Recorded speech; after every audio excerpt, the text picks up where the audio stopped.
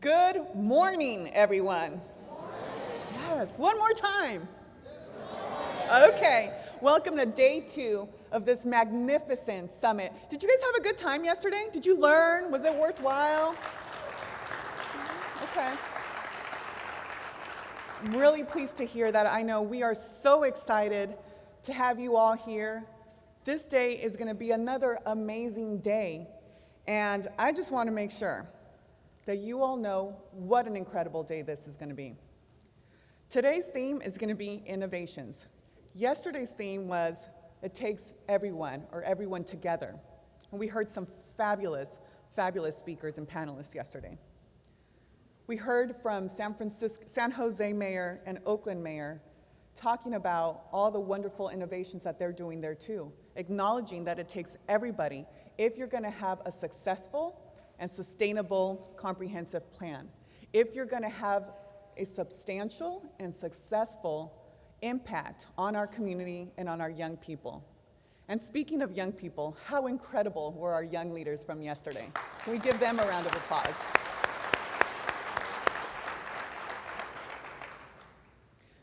Together, we know that we are creating a safer and healthier environment for our young people, not just to survive, but to thrive.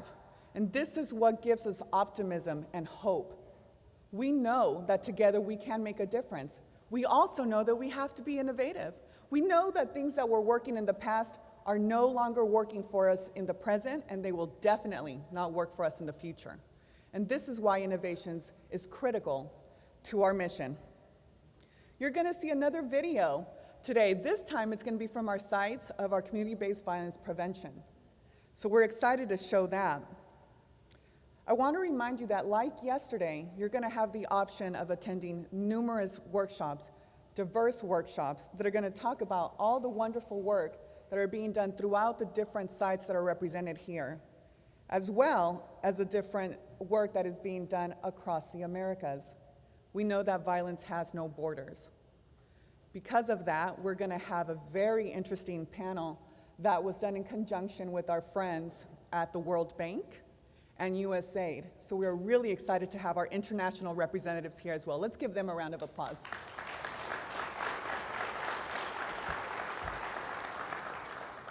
And we know that it takes so many different people. We have so many wonderful organizations and representatives from different places here, but I do want to give a special shout out to the YMCA. Where are you folks? Can you please stand?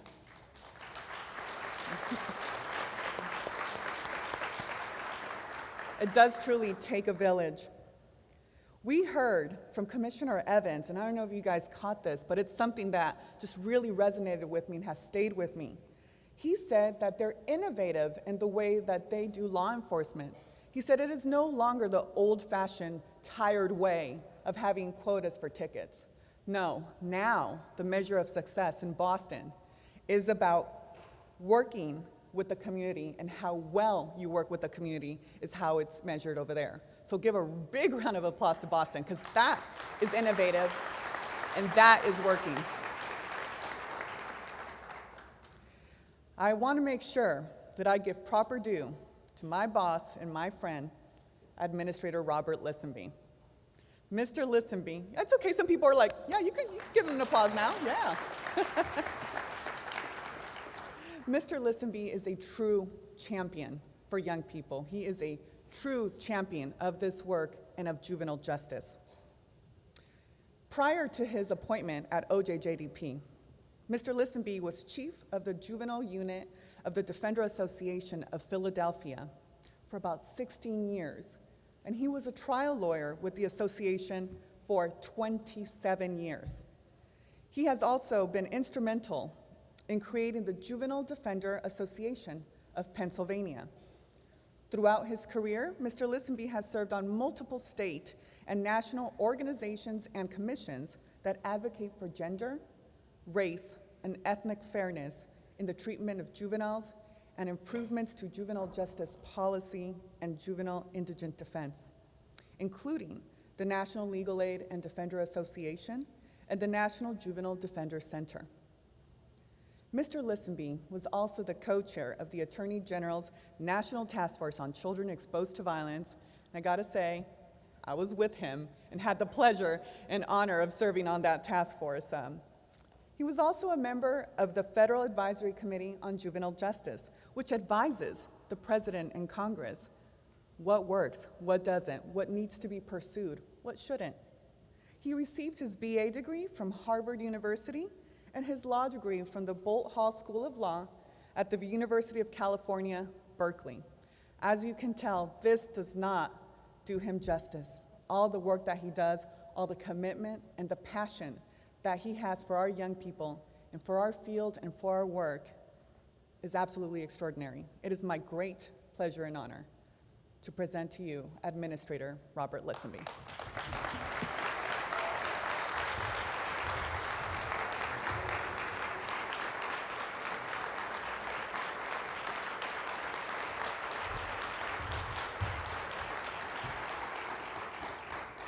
Good morning, everybody. It's really an honor and a pleasure to be here. Georgina, thank you for that warm introduction. It's just so great to see so many of you that I've seen across the country. As Georgina mentioned, this is our 5th National Summit on Preventing Youth Violence. And I want to thank all of you for taking time out of your busy schedules to come here. I know that given the intense nature of your work, that it's very difficult to step away from that day-to-day activity and to take 2 or 3 days out here in Baltimore to meet folks from across the nation who are working on the very same critical issues that you work on. But I guarantee you, from what I've seen, it's going to be worthwhile. As you already know from yesterday's agenda, we put together a program that we hope is inspiring and informative, and one that provides plenty of opportunity for all of you to talk to and learn from people from other communities. So much of the inspiration that we saw yesterday came from leaders who have chosen innovative practices and procedures, and from young people who gave you background on their particular experiences. And I was moved in so many ways to just sit down, take notes, and think about the kinds of experiences our young people have. I want to pause for a moment to thank the staff of My Brother's Keeper Task Force, my staff from the Office of Juvenile Justice and Delinquency Prevention, as well as the Developmental Services Group staff who worked so diligently to put this summit together. I'm sure that you'll join me in appreciation for all their hard work, so can we please give them a round of applause?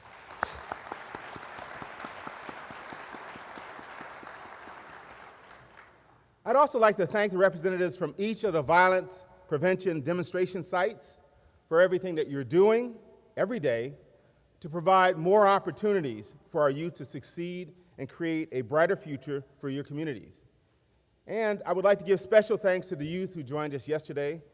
So many of you, I had a chance to have lunch with them and talk to several young people, and came away inspired by some of the things that they're doing.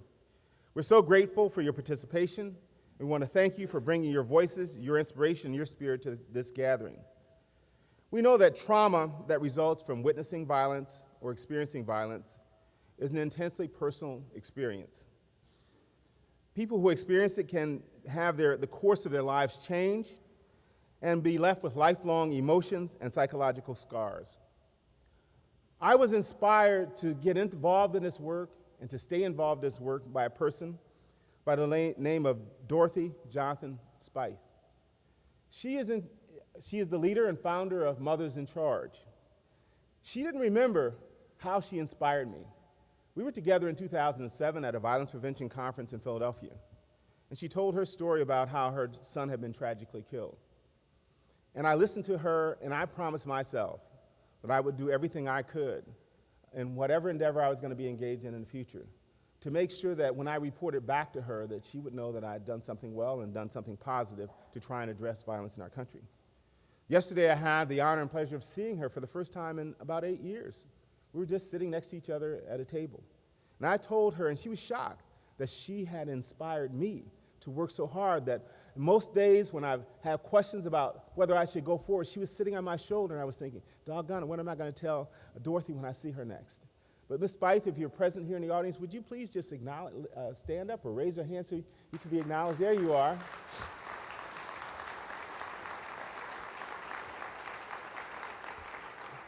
So my message to all of you is you never know when you're going to say something or do something that's truly going to inspire someone. And you may not know that you have inspired them forever, but they will be going on to do the kind of work that we're doing. Together, we're changing the narrative about youth violence in our communities and in our nation. We're bringing a public health approach to our response to youth violence. We know that together we can help heal children who have experienced violence. I want you to know that a public health approach really means something, and I encourage all of you to delve deeper into the concept of a public health approach, looking at the root causes of problems, and find out exactly how it applies to your work.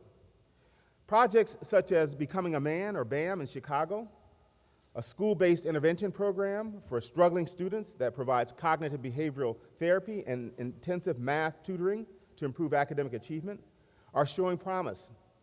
The evaluation of the BAM program, supported by the Office of Juvenile Justice and Delinquency Prevention, shows that violent behavior among the young men who participated in the program has declined by 50%.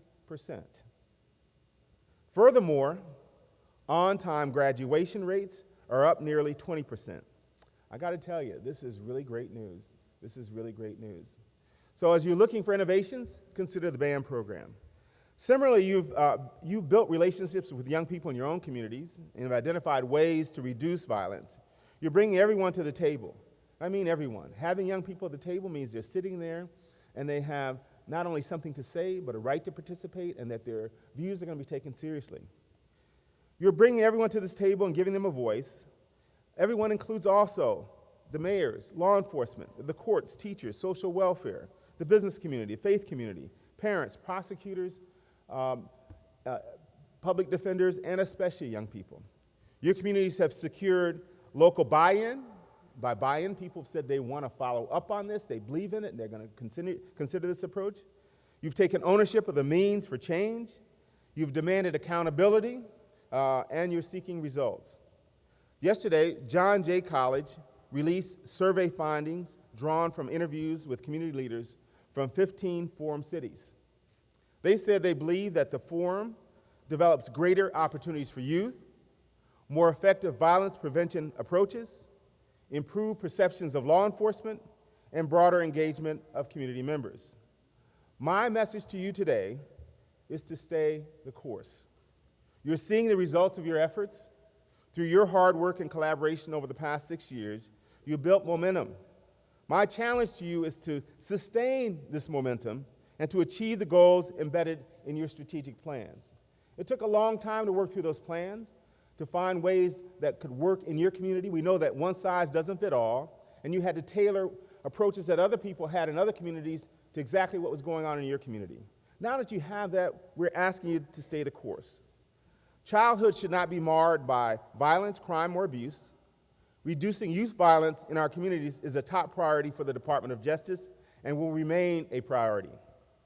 The growing body of research on adolescent development and the impact of violence and trauma on healthy development will continue to inform our policies and programs. We are still at the beginning of understanding what trauma really means for kids. I know that we have lots of trainings and lots of programs and policies that we're developing around it, but how it actually works in your community is something you're going to have to study and learn.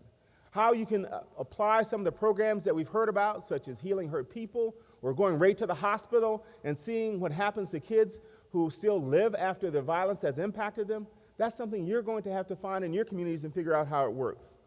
So many of our nation's youth struggle as a result of their experiences with violence.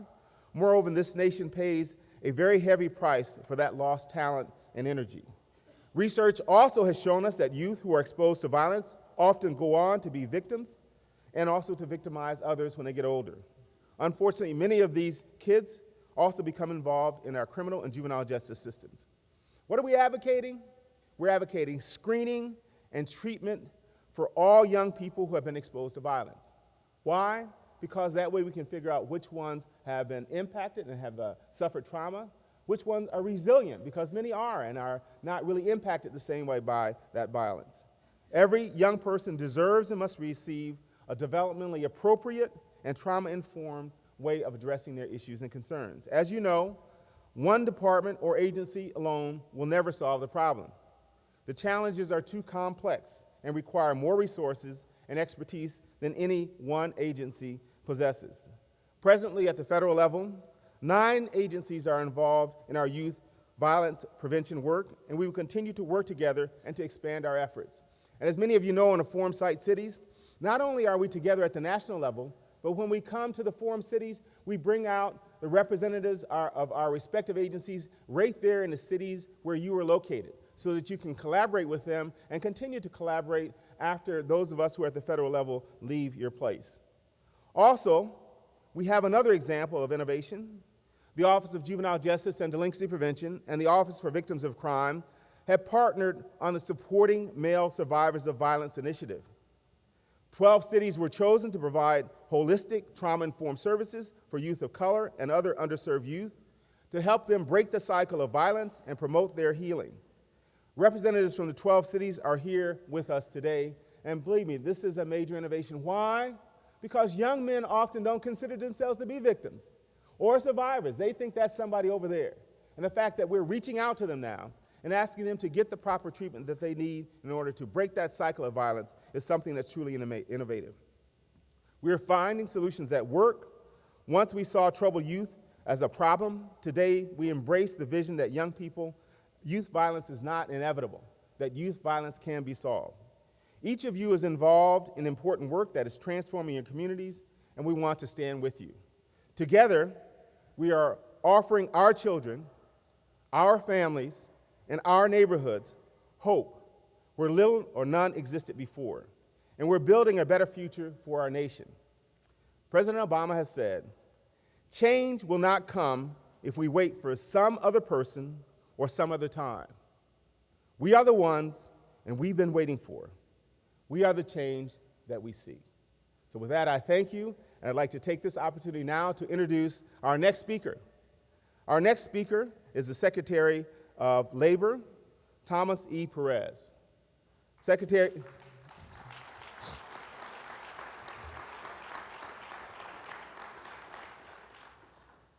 Perez was nominated by President Obama to serve as the nation's 26th Secretary of Labor. He was sworn in on July 23, 2013. Previously, Secretary Perez served as Assistant Attorney General for the Civil Rights at the U.S. Department of Justice.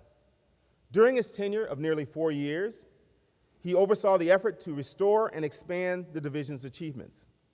Secretary Perez has spent his entire career in public service. He previously served as Secretary of Maryland's Department of Labor, Licensing and Regulation. From 2002 until 2006, he was a member of the Montgomery County Council. He was the first Latino ever elected to the council and served as the council's president in 2005. Earlier in his career, he spent 12 years in federal public service, most as a career attorney with the Civil Rights Division. He later served as Deputy Assistant Attorney General for the Civil Rights under Attorney General Janet Reno.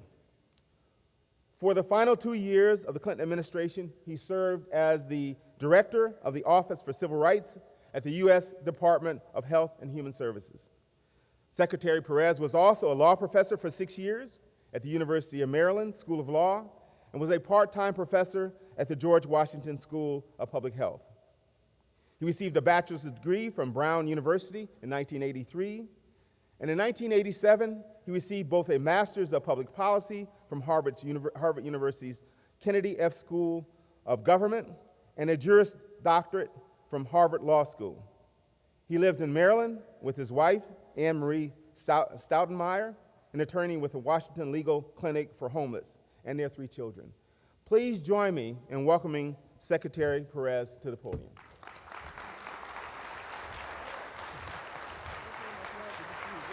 Good morning, everyone. Good morning. Thank you. Please be seated. Thank you so much for your kind remarks. Robert, thank you for your kind introduction. It's always great to be around our federal family. I spent a lot of years in DOJ and HHS and now Department of Labor. Can't hold a job, I guess, some might argue, but that's a different story. You mentioned my Maryland roots, and I have to ask a question. How many people are not from Maryland? The majority. Anyone here from Baltimore?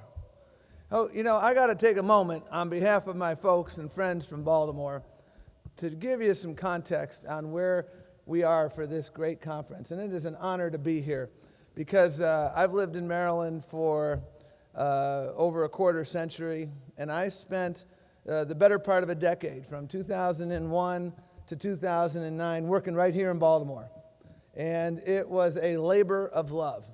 And so I want to give you a little sense of context about where you are, because Baltimore is not called Charm City for nothing. It is a city that has so many assets. And the assets start with the people, the grit and determination of people. I used to work at the University of Maryland Law School, directing the clinics and then working in the clinics. And I worked in many communities where we had a lot of challenges, but we had a lot of opportunities. And I saw the grit and determination of people in Baltimore. So asset number one is our people. We have so many other people as well in the business community who care so much about this city.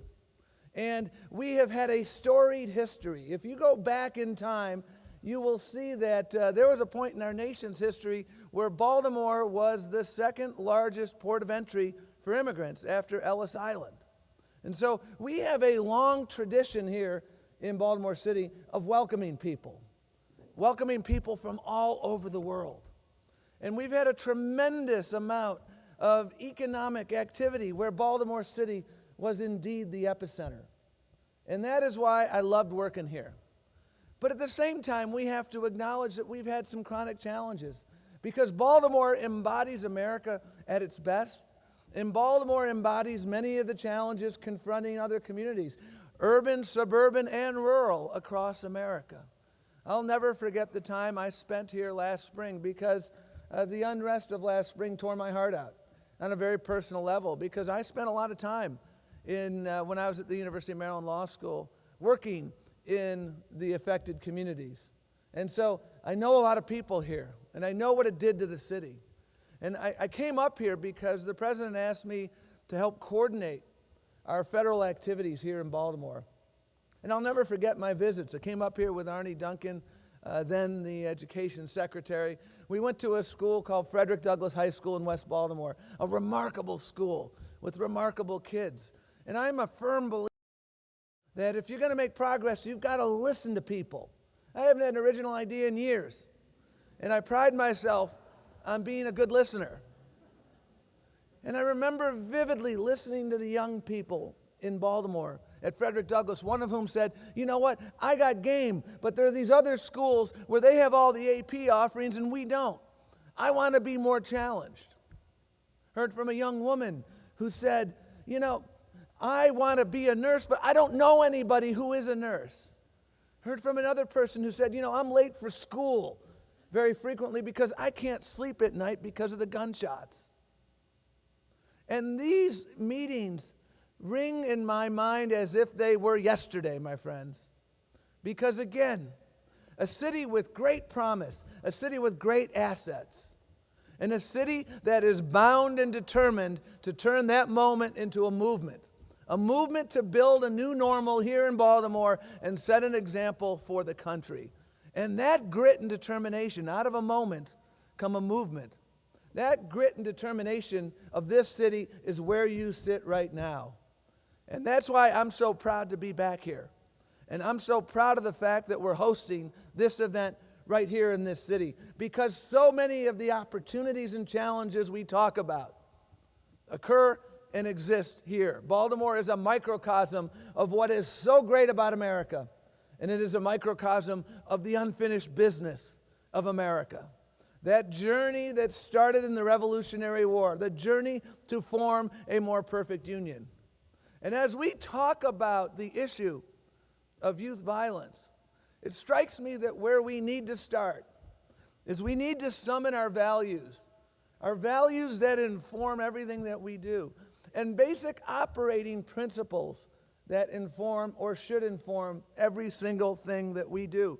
And value number one for me is that every single person in this city, in this state, and in this country is gifted and talented. And we have to do our best to draw out those gifts and talents. I don't think we should just lock people up. We need to unlock their potential. That's what America is about. And related to that is the simple notion that there's no such thing as a spare person in America. We work best when we field a full team. That's a basic operating principle of this president, and that has always animated the work that he does. Related to these two principles, the basic notion that zip code should never determine destiny in this nation, whether it's rural America or urban America. I've spent time in coal country, West Virginia, saying that zip code will never determine destiny, and I spend time here in Baltimore, in Detroit, in Los Angeles, in Crenshaw, saying the same thing, because it is true. Related to that is the basic notion that we should always believe in second chances, and I must confess that I have an ambivalent relationship with the term second chance. One of the things I'd like to ask you to do in this conference is figure out a better word. Because second chance, for many, implies that you had a fair first chance. And for all too many people that I meet, they didn't have a fair first chance. So I believe not only in second chances, I believe that everyone ought to have a fair first chance. And you know what? When that happens, remarkable things can happen for folks. I have a friend who is a state delegate from Baltimore City. I had the privilege of speaking to the National Press Club last week. And the basic theme of my speech last week was something that gets under my skin, which is, why has optimism become uncool? There was a New York Times story recently, and that was the title. Why has optimism become uncool? Now, I was born at night, but I wasn't born last night. I understand the challenges confronting our nation, but everywhere I go around this country, I meet people with grit and determination. I meet people like Ladea Epps in Los Angeles. Ladea was born in poverty. She grew up in foster care. She then went into the juvenile justice system, and she has remarkable potential. She didn't have that first chance. But you know what? She has game, grit, and determination. And she said, I am going to make myself better. I want an opportunity. So she went to the Black Workers Center in Los Angeles, and with the help of them and the help of some investments that we made at the Department of Labor, she got into an apprenticeship program, a laborer program. She kicked butt. She kicked all the butt of the men too, by the way. She came in like first or second in her class, and now she's part of the team building the light rail in Los Angeles. And you know what? If you go to the Crenshaw station, they have photos of the local residents who are building the light rail. And she took her 3 children there. And her little one, who was like 4 or 5 or 6 at the time, looked up and said, wow, Mommy, you're important. Yes, she is. And I said, what is so... And I said to her, you know, what is most gratifying about your current job and your current situation? And she said, you know, my oldest just turned 15, and I was able to buy him a birthday present. That is the definition of the dignity of work. The dignity of work is more than a paycheck. It's the ability to take care of your family. And that's what Ladea is about. And it's Ladea Eppses of the world. Why I have so much optimism. Because there are so many people with grit and determination. And she'll be the first to tell you she couldn't have done it alone. She had a posse. You are the posse in this room. And I meet people like Corey McRae, whom I was about to talk about a few minutes ago. Corey is a state delegate from Baltimore City.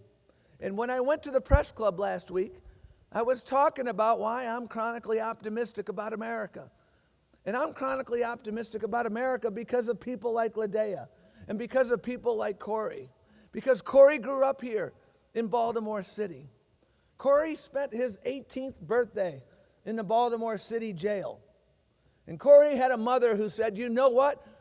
You are going to amount to something because you have game, and I will never give up on you.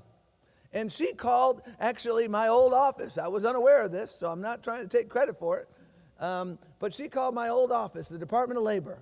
And she said, I want my son to get opportunity. And he got enrolled in an apprenticeship program through the IBEW, the International Brotherhood of Electricians. And he went through it and he passed with flying colors because he's got game. But we had to draw out those gifts and talents and give him that opportunity. And now Corey is a dad, a state delegate.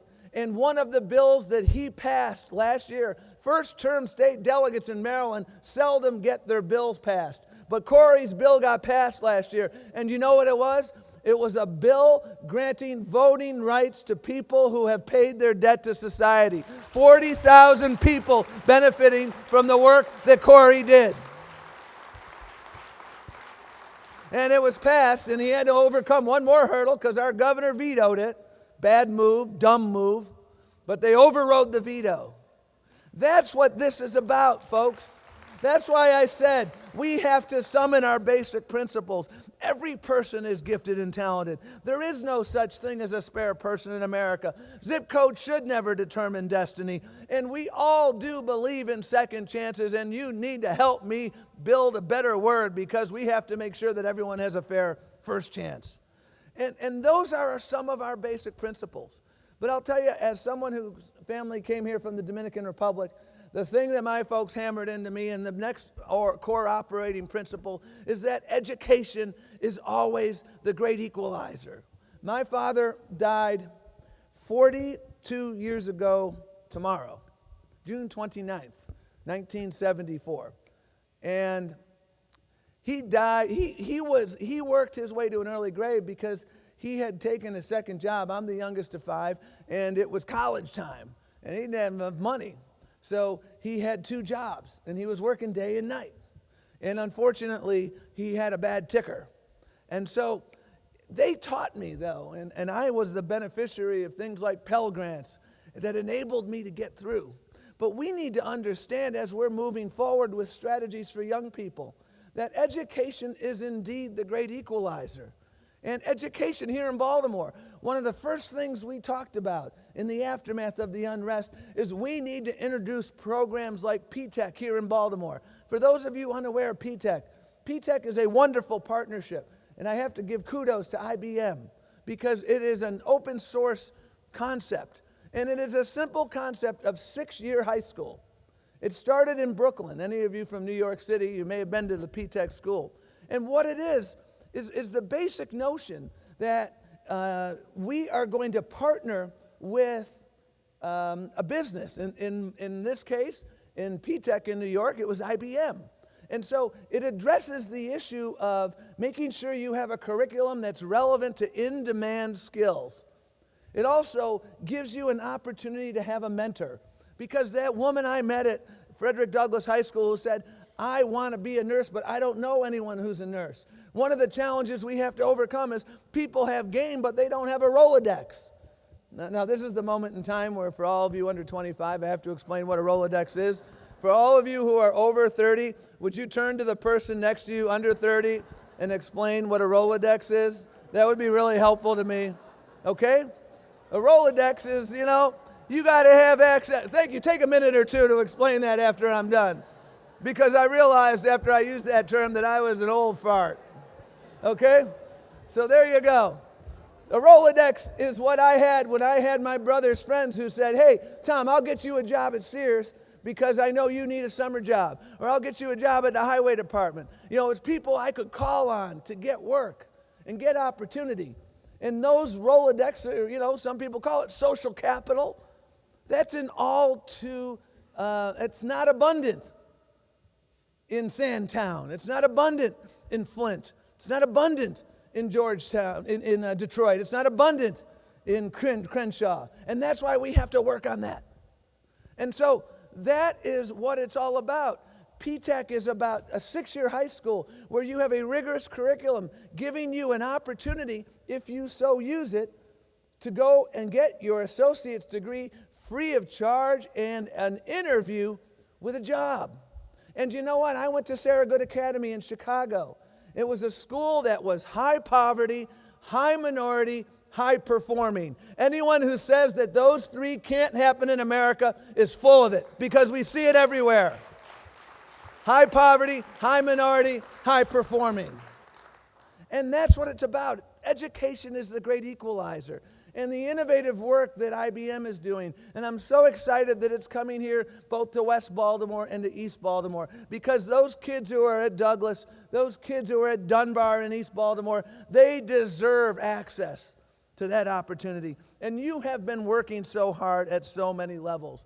And the P-TECH model illustrates the other operating principle, which was really the theme of yesterday, which is that we are all in this together. And we have been on a stovepipe implosion exercise in the federal government because, as Robert correctly said, we have literally 9 or 10 agencies in the federal government working together to implode stovepipes. Because a young person doesn't have a DOJ problem or a DOL problem or a HUD problem or an HHS problem. They have a challenge, and we have to come together. So our operating philosophy is we implode stovepipes, and we're building one big sandbox. It's a sandbox of opportunity.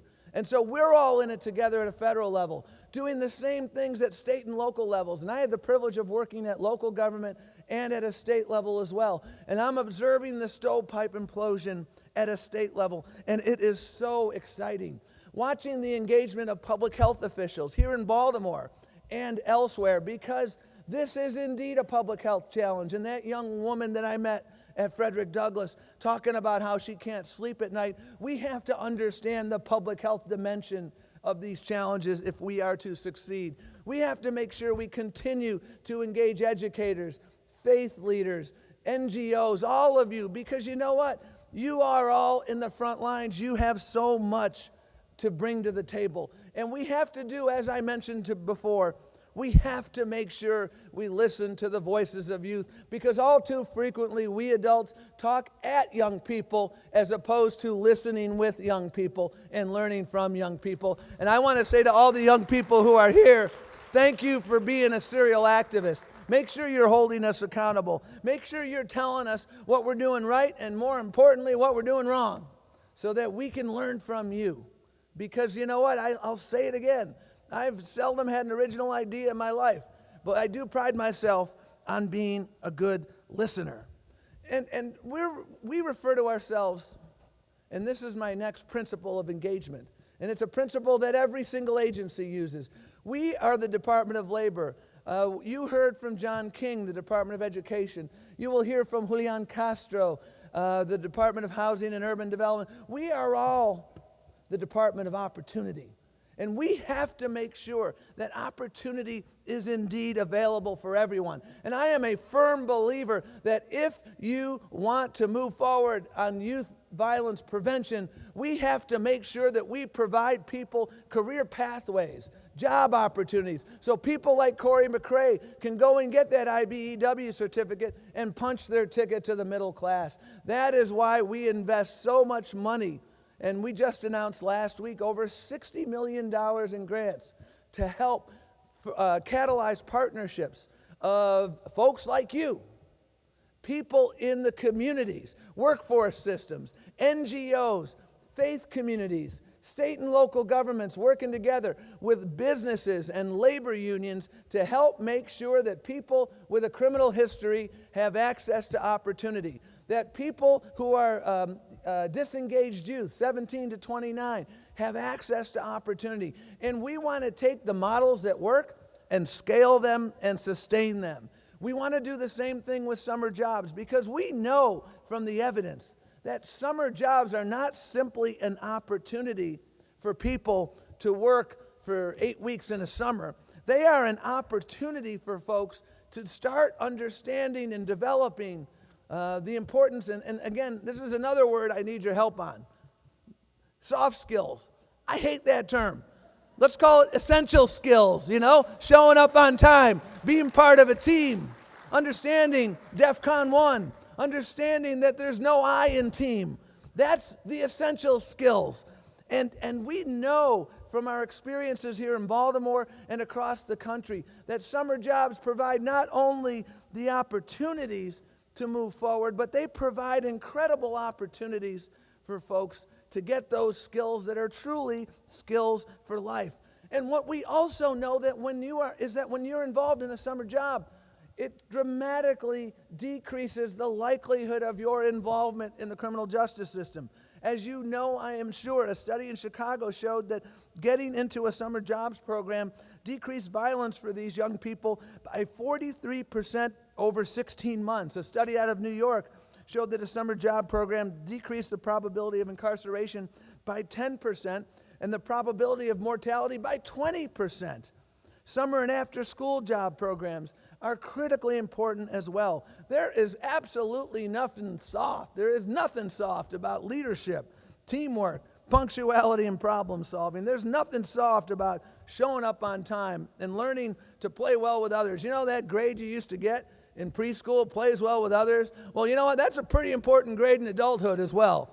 And those skills are critically important to helping young people. And that's why we're making our investments in these areas. I'm so proud of the work we're doing at the Department of Labor. And one of the things that we've been doing is we're investing in building one-stop centers that are located inside prison and jail facilities. Because you know what? The most important thing you can have coming out of a jail is the skills to compete and access to an in-demand job.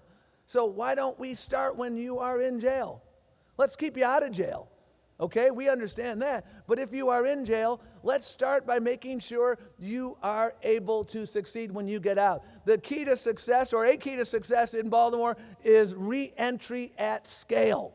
And that is why these programs are so critically important. And thank you for clapping over there. I like you.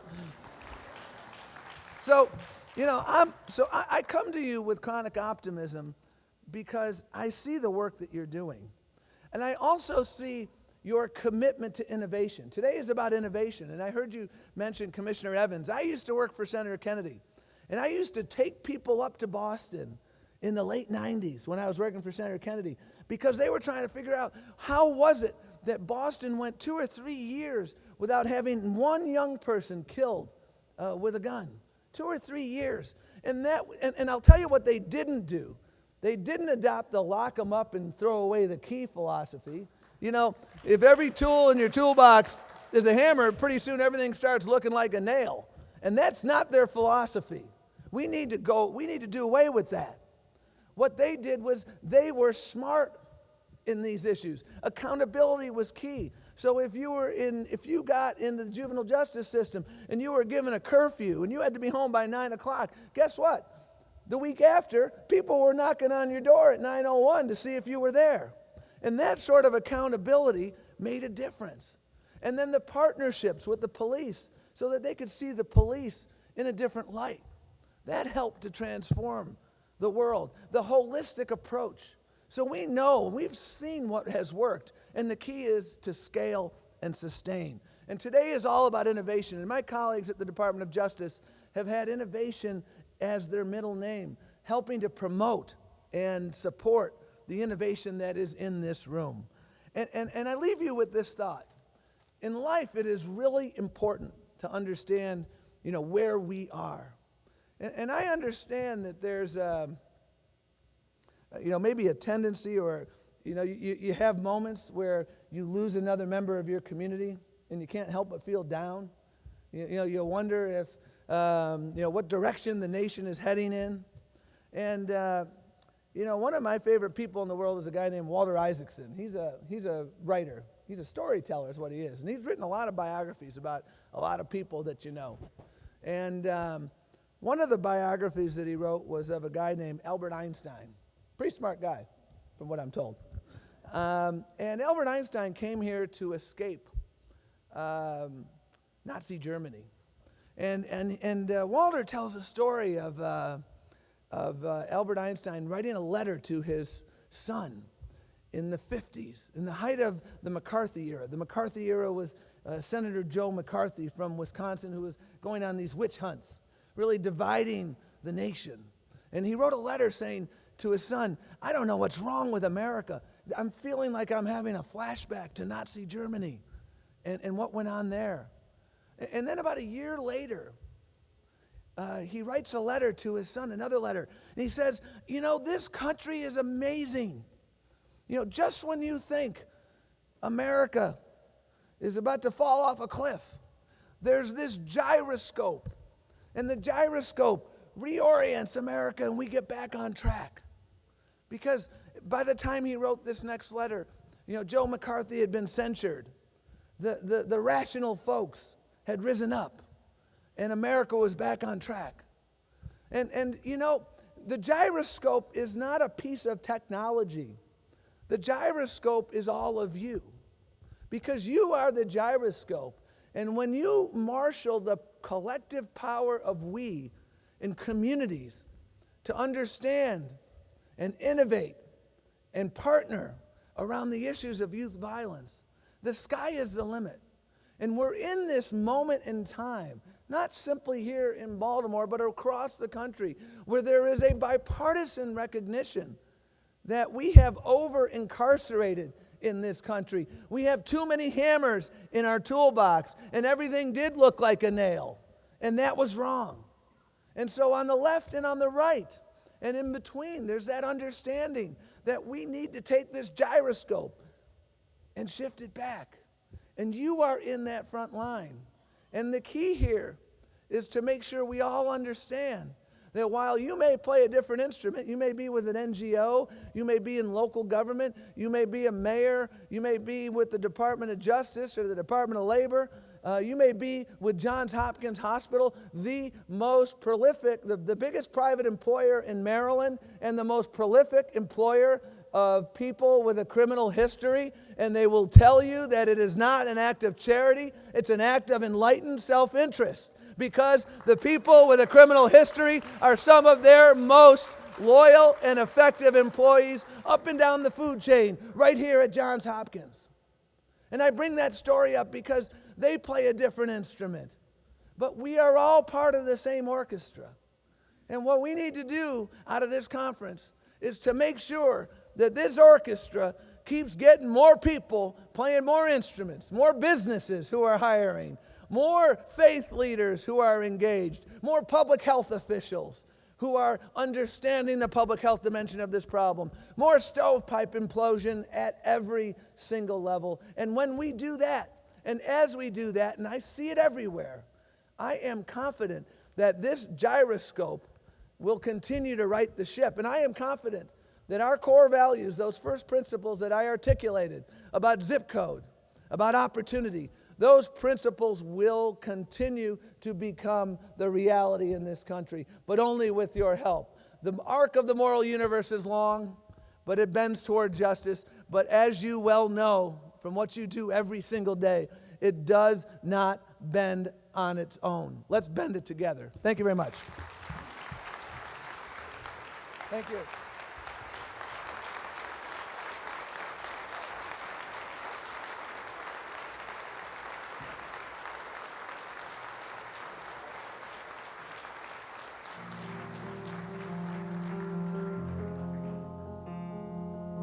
My hood, my city is a war zone. That's what it is. Any given time, any given second, somebody's plotting to kill somebody. That's how it is down there. It's kill to be killed. I was caught in street life in Boston, and the gang life, it's a facade. It looks rosy, it looks pretty, and it looks like it's exciting, but it's just not real. It's very, very, very dangerous. And when most times they figure it out, they're either dead or they're in jail. People of color are dying at a rapid rate. The mindset is win or lose a fight, you have to retaliate. So people are afraid to get into any type of an incident because they can get killed. I see what it does to families. I see what it does to neighborhoods, to cities, and it is devastating. I've counted, I lost 16 friends from gun violence. If not gun violence, violence period. And I'm only 19 years old. That still hurts me still. The community-based violence prevention program is an evidence-based program. If you implement it with fidelity in your community and you use all the basic components of that program, you'll get good results the same way other folks in other cities that have implemented. In Oakland, we agree with the DOJ that we have got to involve community in not just fighting crime, but creating safety. And there's a difference. Many of our children have experienced violence, one way or another. Either they've inflicted it on someone or they've experienced it as a victim. Community-based violence prevention programs are really important because it engages communities in finding the solutions to the problem. We're never going to solve this problem unless people in local law enforcement, local public health, local social services, local schools are actually engaged in addressing the problem and working together. We've already seen that law enforcement alone is not going to do it. The street worker program is comprised of 50 to 60 street workers, all assigned to individual areas throughout the city of Boston. Our main focus is really to get a young person to see life is worth living. They deliver the credible message that is able to stop conflicts that police alone won't stop. We've actually doubled the size of our street outreach workers, allowing us to increase the number of folks that we engage through intense one-on-one interactions to provide them resources or services. I have ceasefire on speed dial, and at the moment's notice, we just call them. They come, they're ready to help. They will mediate students, they mediate families. One potential impact of this sort of community trauma is that community residents don't trust each other. They live in fear. It really undermines your ability to address social problems in a community. When we talk about hotspot, we're talking about violence, we're talking about crime, we're talking about shootings, and a lot of times hotspots overlay with neighborhoods that already have a lot of other issues, income inequality, unemployment, racism. We know that violence is something that spreads from person to person, just like any other infectious disease. And we also know that violence can be prevented and can be treated. Evidence-based methods are important because we don't have a lot of time for trial and error anymore. So if you got a program that's shown to be successful in reducing violence, then you owe it to your citizens to replicate that. It's nonstop. It's in the morning, you're at court with a young person, afternoon going to visit a young person who's incarcerated, then at night we're chasing around shootings. We go to every shooting scene. We're constantly trying to monitor where young people are at so they don't cross paths. If I gotta just share my story a lot with people, I will do it. Or if I can just go out and tell that person, you know, if I can change, man, if I can, you know, do right, you can too, bro. It's great to let them know, hey man, I can help you with a job. You know, I can pick you up and take you somewhere. Our summer Peace in the Parks programs brings free programming for 6 weeks during the summer months in the communities that are hardest hit and impacted by violence. And we chose Fridays because that is the day and the time where we see violence spiking during the summer. The most rewarding part of this work for me is when a young person finally, when his light clicks on, when a young person finally comes back and say, now I see what you was talking about. My suspensions and serious incidents have dropped 50%, and that's a big outcome.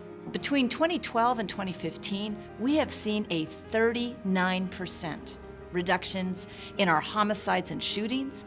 And this year, 2016, so far, year to date, we have another 50% reductions in murders. This is the change I've been waiting for my whole life in my city.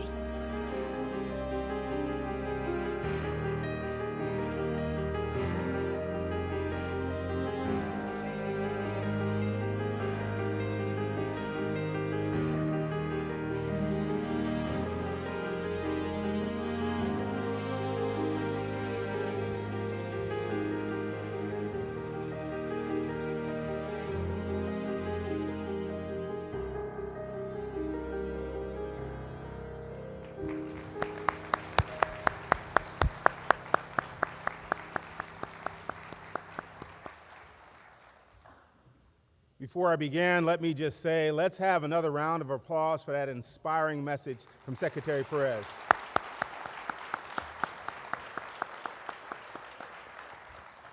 I wish to thank you for joining us for this panel discussion on innovations from around the world.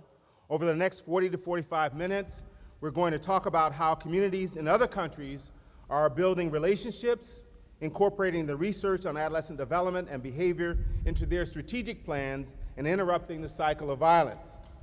Violence knows no boundaries. While economic, social, and cultural details may vary from one country to another and from one community to another, the negative impact of violence is universal. And the impact of violence and trauma can have on children's healthy development is common among all peoples. If we've learned anything over the past 6 years of our violence prevention work, it is the importance of working with your neighbors toward a common goal. We are thankful for our representatives from Jamaica and Colombia who are participating in this summit. From those representatives, would you please acknowledge yourself? Stand up so we can see you.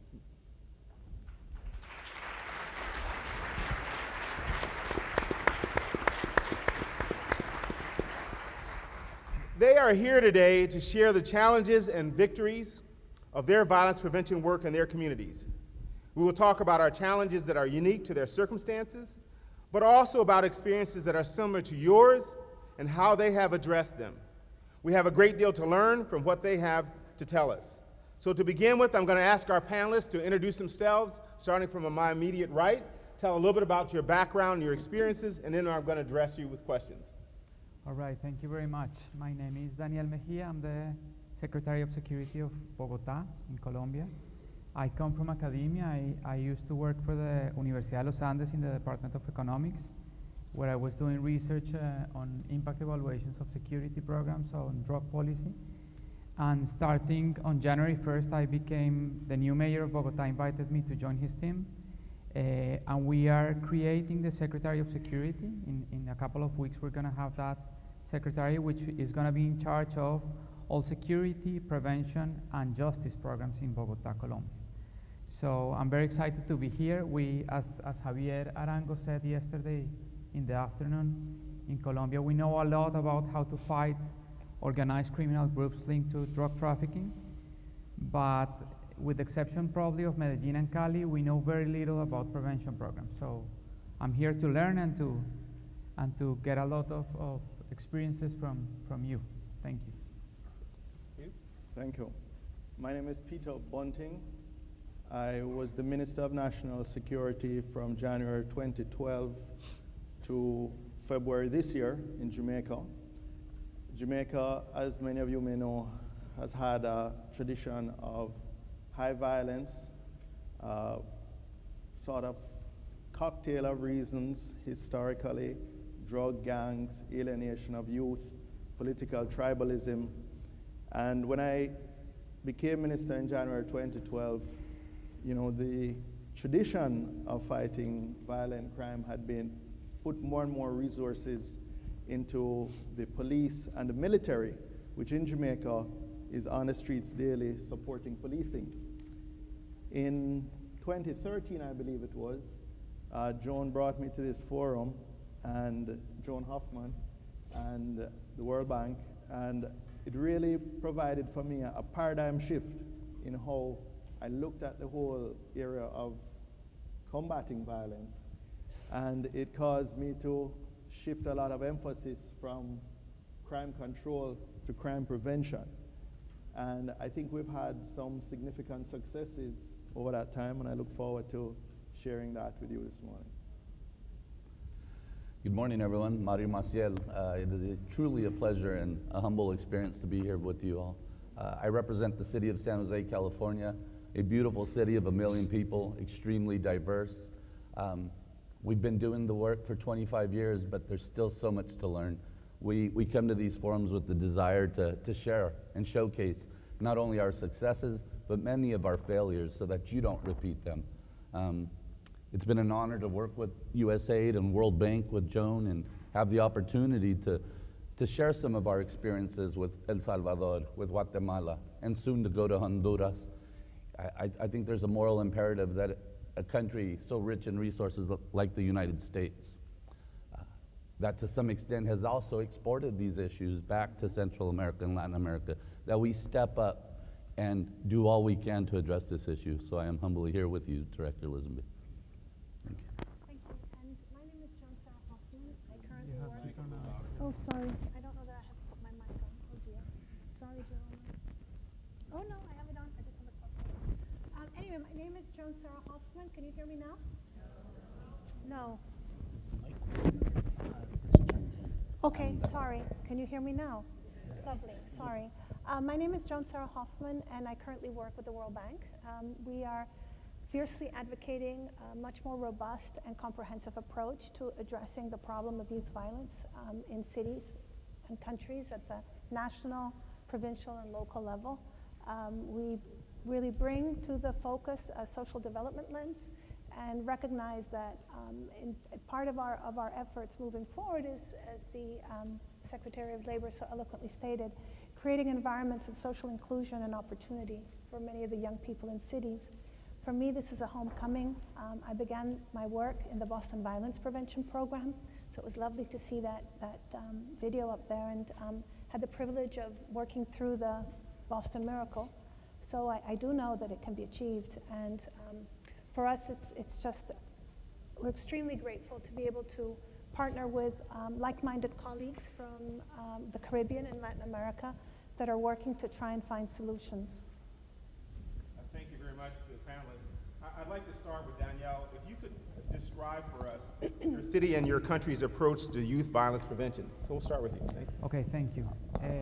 As you all know, Colombia was about 20 years ago, was one of the most violent countries in the world, with a homicide rate which peaked at 72 homicides per 100,000 individuals in 1993, at the peak of the fight against the Medellin cartel.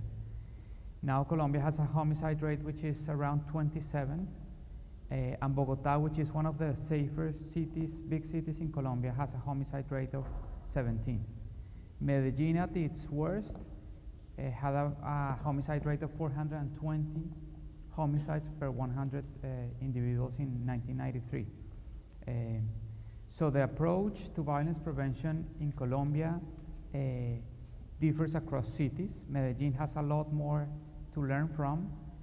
Bogota, unfortunately, the city where I come from and where I'm working now, comes from a series of governments, of local governments who did not pay attention to violence prevention or to fighting crime. So we are reconstructing security policies in Bogota. We are working now with IPA and JPAL to set up violence prevention programs in school neighborhoods. We're gonna focus on 30 schools which have the most chronic part of juvenile violence in Bogota.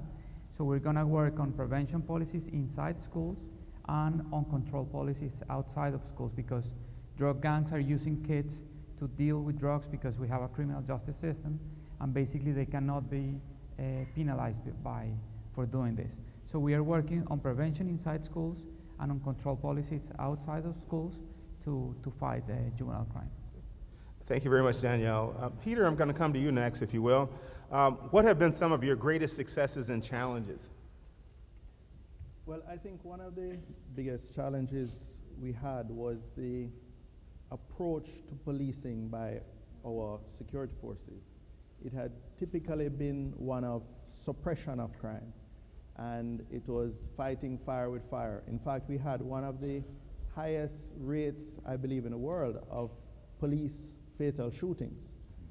And the success or the counter to that for me was, particularly since getting a deeper understanding of the multiple causes of violence and understanding that the style of policing was one of the contributors to that, we set about trying to transform the nature of the relationship between the security forces and the citizenry.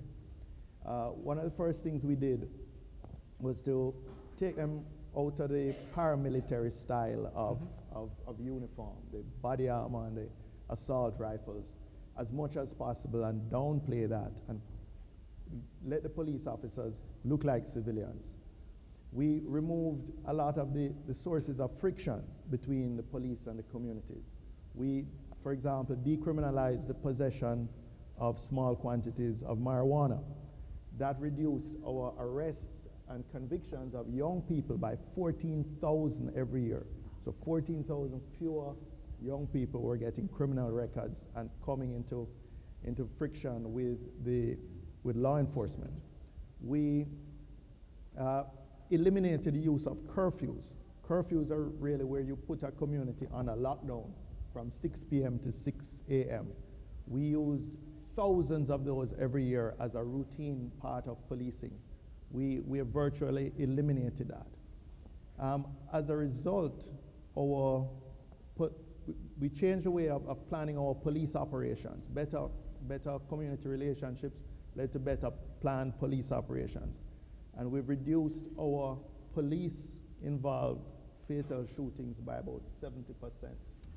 In fact, did you say 70%? 70.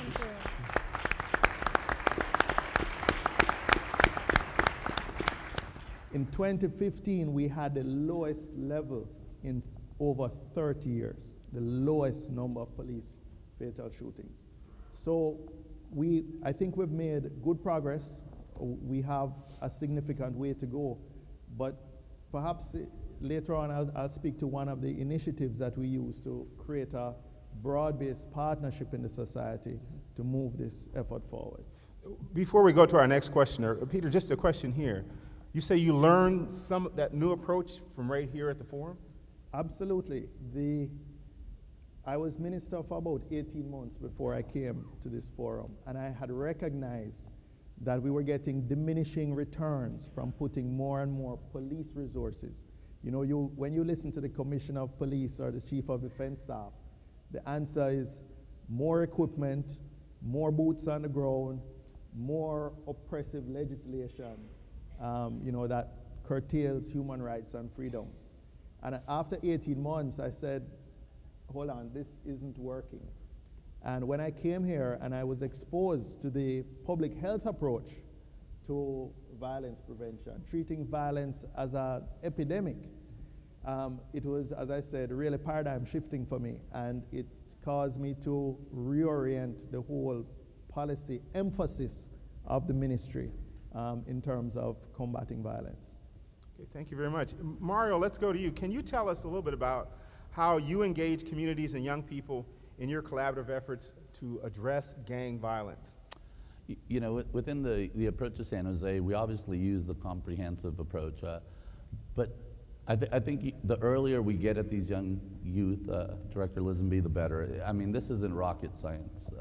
Much of this is learned behavior. So again, if we can instill those values in our youth early on, of having compassion, empathy, even tolerance, and educating each other of the richness of each other's culture. We are a melting pot in San Jose. So I think we're maximizing on those ethical and those moralistic principles and just coupling on what we hope parents are doing. We also understand that sometimes we make the assumption that parents are giving these sort of moralistic principles to their youth. So as no matter what program you might be moving forward with, I think we always have to have the lens that these kids were not born violent, and that if we continue to bombard them the same way negative influence does with those positive principles and unconditional support and love these kids, I instill in my interventionists that you need to show love, that you've got to be courageous enough to show these young people that you care. I've heard it from the forum, and I love some of these sound bites. And it makes so much sense, and it resonates with me, because I know myself, having learned this system from the inside, unfortunately, and then out, is that we don't give a rat's behind what you know until we know how much you care, sir. And so it really is about showing that. Mario, is there any specific program that you use to help share this value of caring, loving, and showing young people that you really care? Any specific program that you use? Yeah, you know, most recently, we've migrated from a heavy street outreach component, although we still use it and fund it heavily. Our interventionists have moved towards a case management approach that is actually allowing them to build genuine relationships with these individuals. These are the types of relationships that had been absent in the superficial type programming that we were offering. People knew each other's names, but they didn't understand each other's souls, what motivations they had in life, what aspirations they had. And I really believe that our interventionists, sir, are a hybrid. I've yet to find the word. I've told them you need to be a big brother, which means that sometimes you're going to get a call from that kid at 12:30 in the morning when you're not working, asking for that favor. Get me home safe. Will you use bureaucracy to say, no, I can't go pick you up? I got off at 5 p.m.? Or will you be that big brother, big sister? Can you be a mentor and stop offering a broom as a job? Can you aspire to higher aspirations to these young men? And can you also be that case manager that does hold them accountable to their individual development plans that make sure that they don't recidivate? And how do you combine that so you are a big brother, you are a mentor, and you are a case manager, so that when they succeed, you celebrate, and when they fail, you cry with them. And you should take it personally. So again, I think that's what we're doing, sir, is bringing case management with a sense of compassion and caring as our #1 approach. And I'm starting to see tremendous change at our alternative schools, our mainstream high schools. And I gotta say, it's relationships, relationships, relationships, sir. Outstanding. Joan, let's come to you. Joan, you have a broad view across the Americas. You've worked in many different countries, and you work here in the United States. What approach do you use to evidence to inform your strategies and policies, and also to data collection, so you know what works and what doesn't work? Well, I think You have to speak a little louder so everybody hears you now. Sure. I think our approach to advancing the art, the science, and the heart of violence prevention is very much modeled on the sort of CDC's 3 different aspects of what counts as evidence. We showcase a lot and organize a lot of exchanges around what are some of the evidence-based approaches that are coming out of the region. We recently had an event that we did jointly with the University of Chicago, the City of Chicago, and MacArthur Foundation, where we exposed many colleagues from the region to innovations. Out of the BAM program was one, but also had opportunities to share some of the great interventions that have been done in the Americas that have had great success that could offer opportunities for learning. So one is looking at, what has worked, what has been quantified as working. And we see the example of Daniel here, who is a researcher coming to work as the articulator of the Citizen Security Program and initiatives of the city. So that's one. The other is recognizing that there's a lot of experiential evidence and experiential history in skills of community members, young people, workers that are working at the grassroots, faith-based leaders, educators, paraprofessionals, that all of these people have much to contribute. They understand the worlds and the trajectories that young people and their families and communities have to navigate. And the third is also recognizing, and this perhaps is the trickiest, the contextual aspects. So that what might work in a particular city may have some elements that are portable. Let's say, what might work in San Jose may have some elements that may be useful to some of the programming in some of the Mexican cities. We have 6 Mexican mayors with us. Could you repeat that again, please, so everybody hears? We have 6 colleagues from, and 1 alcaldesa, so maybe they can stand up. Los de México, por favor, súbanse.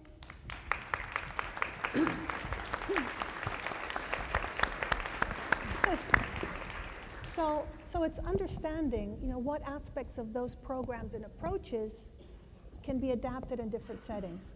And how do you do that so that the program still maintains, the strong attributes, the qualities that make the program work, but that are relevant in contexts where the history is different. Sometimes the infrastructure, municipalities may have greater or lesser services. And I think the other part is recognizing that all of us have different strengths. Different countries, different cities have different approaches, and we believe that we need to increase that portfolio of approaches to address what is a terrible, terrible hemorrhaging of lives in the Americas. Our region is a region of great opportunity, but it's also a region of great shame. Many young people die every day in the United States. What is it, 13? Yes, 13 per day. How many in Jamaica? 3 or 4? 3 or 4. ¿Cuántos en Colombia? People who die every day? Jóvenes, young people. In Bogota, it's about 2 or 3. Okay. In El Salvador, I believe it's 20 a day. So you sort of add up all of this country by country, the numbers. They're horrific. So I do believe we have to come together as a continent. And these kinds of exchanges are, where the rubber hits the road and we get a lot of inspiration and we go back with a lot of friends and allies. Joan, you heard me earlier talk about evidence-based programs and the importance of evidence-based programs. Here we have the Community-Based Violence Prevention Program, which is an evidence-based program. You know about our crimesolutions.gov, Yes. which is has evidence-based programs on the adult side, and our model juvenile guide that has evidence-based programs on the juvenile side. You spoke differently about experiential evidence.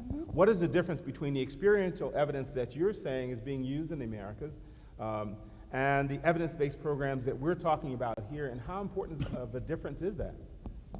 Well, I mean, the experiential evidence is what people that have been trying to address a problem, sometimes for decades, bring.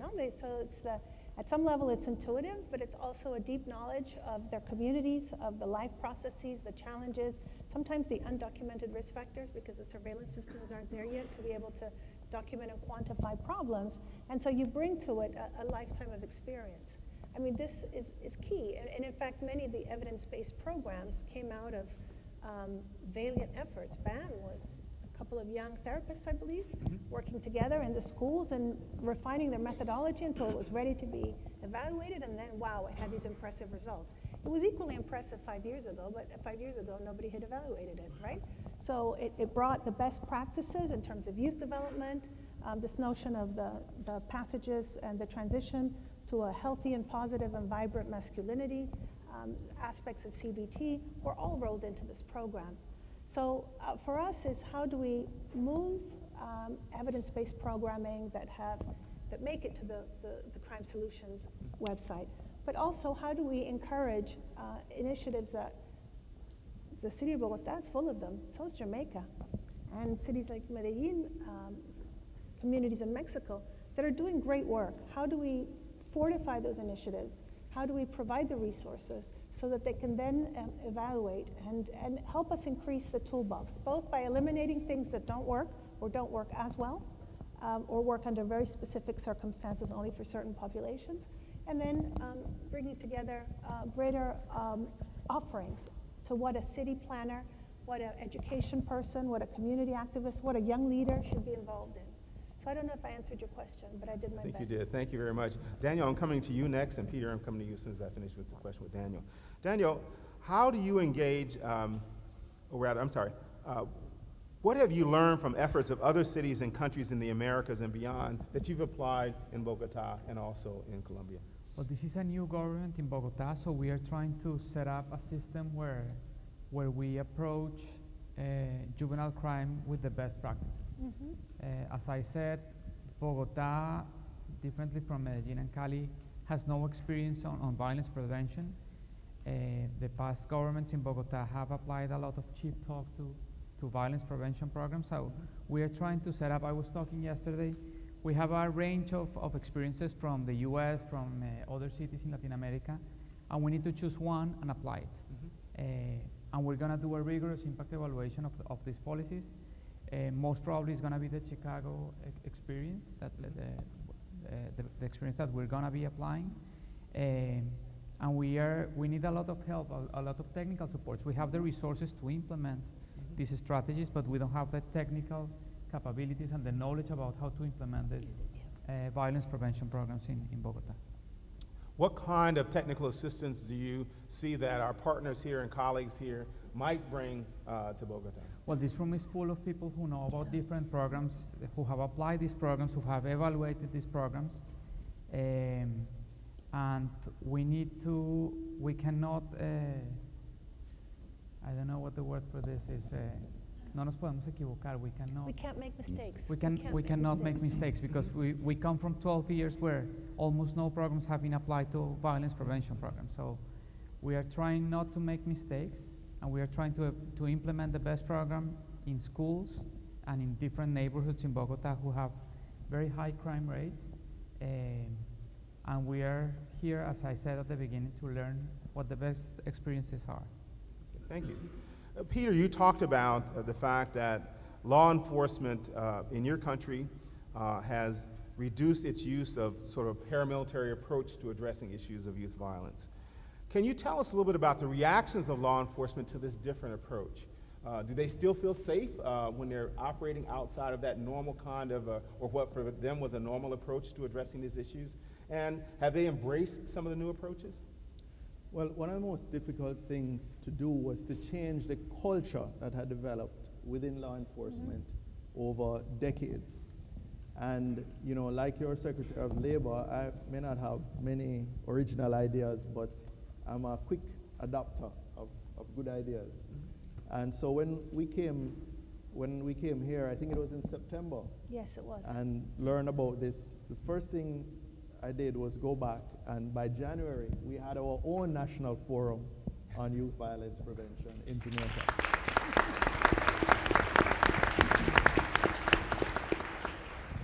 And we launched then a longer-term initiative called Unite for Change. And it was really about helping society understand that violence is not a law enforcement problem. It's a societal problem. And we worked to get, first to educate the public to understand, and then to create a broad-based partnership with, first of all, other ministries of government, in particular health, education, youth, and justice. And secondly, with our private sector and NGO community, you know, we got particularly the faith-based community. We spent a lot of time engaging them to get a street pastors program going in Jamaica, which is a British program, but we started, it was started by a Jamaican in the diaspora in Britain. And we got him to come back, a Caribbean rather. We got him to come back to Jamaica and start work there. We got our community-based policing unit to really expand that outside of a particular unit and try and mainstream that as the style of policing, as the main operational.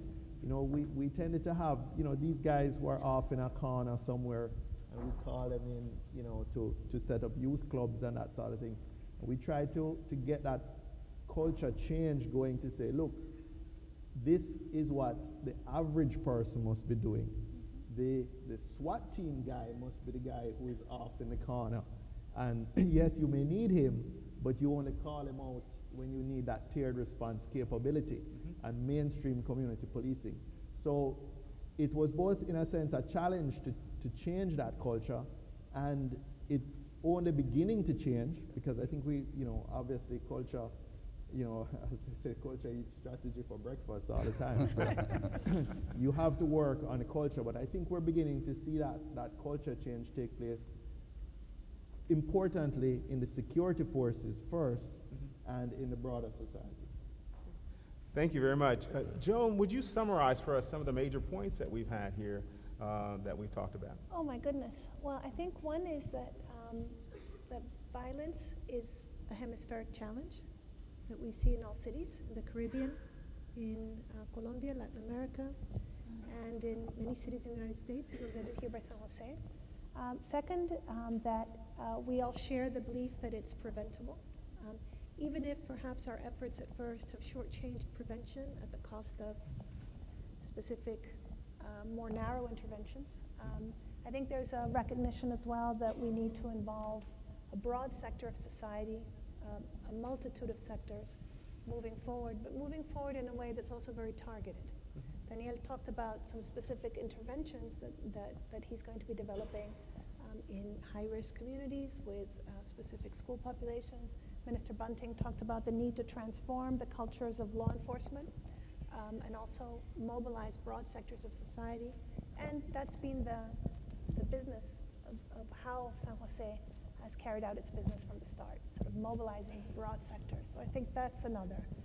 The third thing is that we do have lessons that we can share and we can offer so that we don't have to labor alone, that there are initiatives in these cities that may be quite relevant to some of our work in the Americas and vice versa.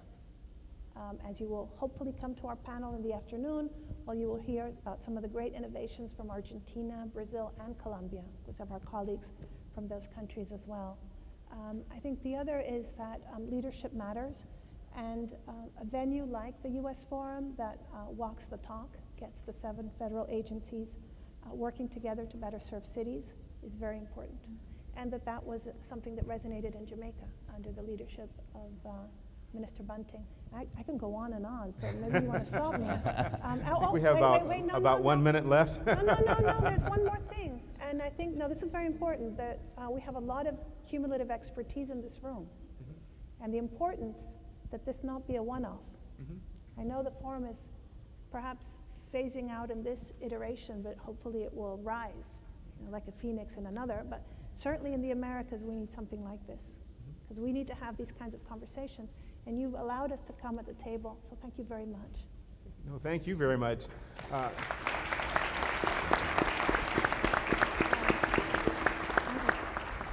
Well, folks, that concludes our panel now. I think Joan mentioned that there is another opportunity to hear from these experts this afternoon, and we invite you to join us then. Would you please give our panelists a round of applause for their great presentation?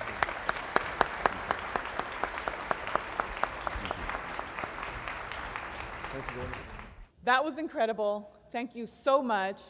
I don't know if you all realize, it is only 10:30 in the morning on a Tuesday. How incredible is this? Best Tuesday ever. This has been. I promise you your break is coming. I know, you guys are like waiting for it. You will get it, but a few housekeeping items that I need to share with you. We're gonna shift our schedule around just a little bit. Nothing too crazy, nothing too out there. It's gonna look much like it did yesterday. You are in for a real treat, and this is why we're shifting the schedule. You're still gonna get your 15-minute break. I'm gonna ask everyone to be back at 10:45. We are gonna move lunch to 12:15. Our workshops in the afternoon are going to start at 1:30 and not 1:45 as is currently noted in the agenda. So again, the workshops will start at 1:30, just like they did yesterday. After that, we're gonna ask folks to transition back into this ballroom at 2:45 p.m. And this is something new, so make sure everyone's taking notes, or at least someone in your table is. We're gonna ask you to transition back into this ballroom at 2:45, because at 3 p.m., we have a very special event ready for you. This is, again, not in the agenda. We're gonna have Valerie Jarrett, Senior Advisor to President Barack Obama, here with us. That's right.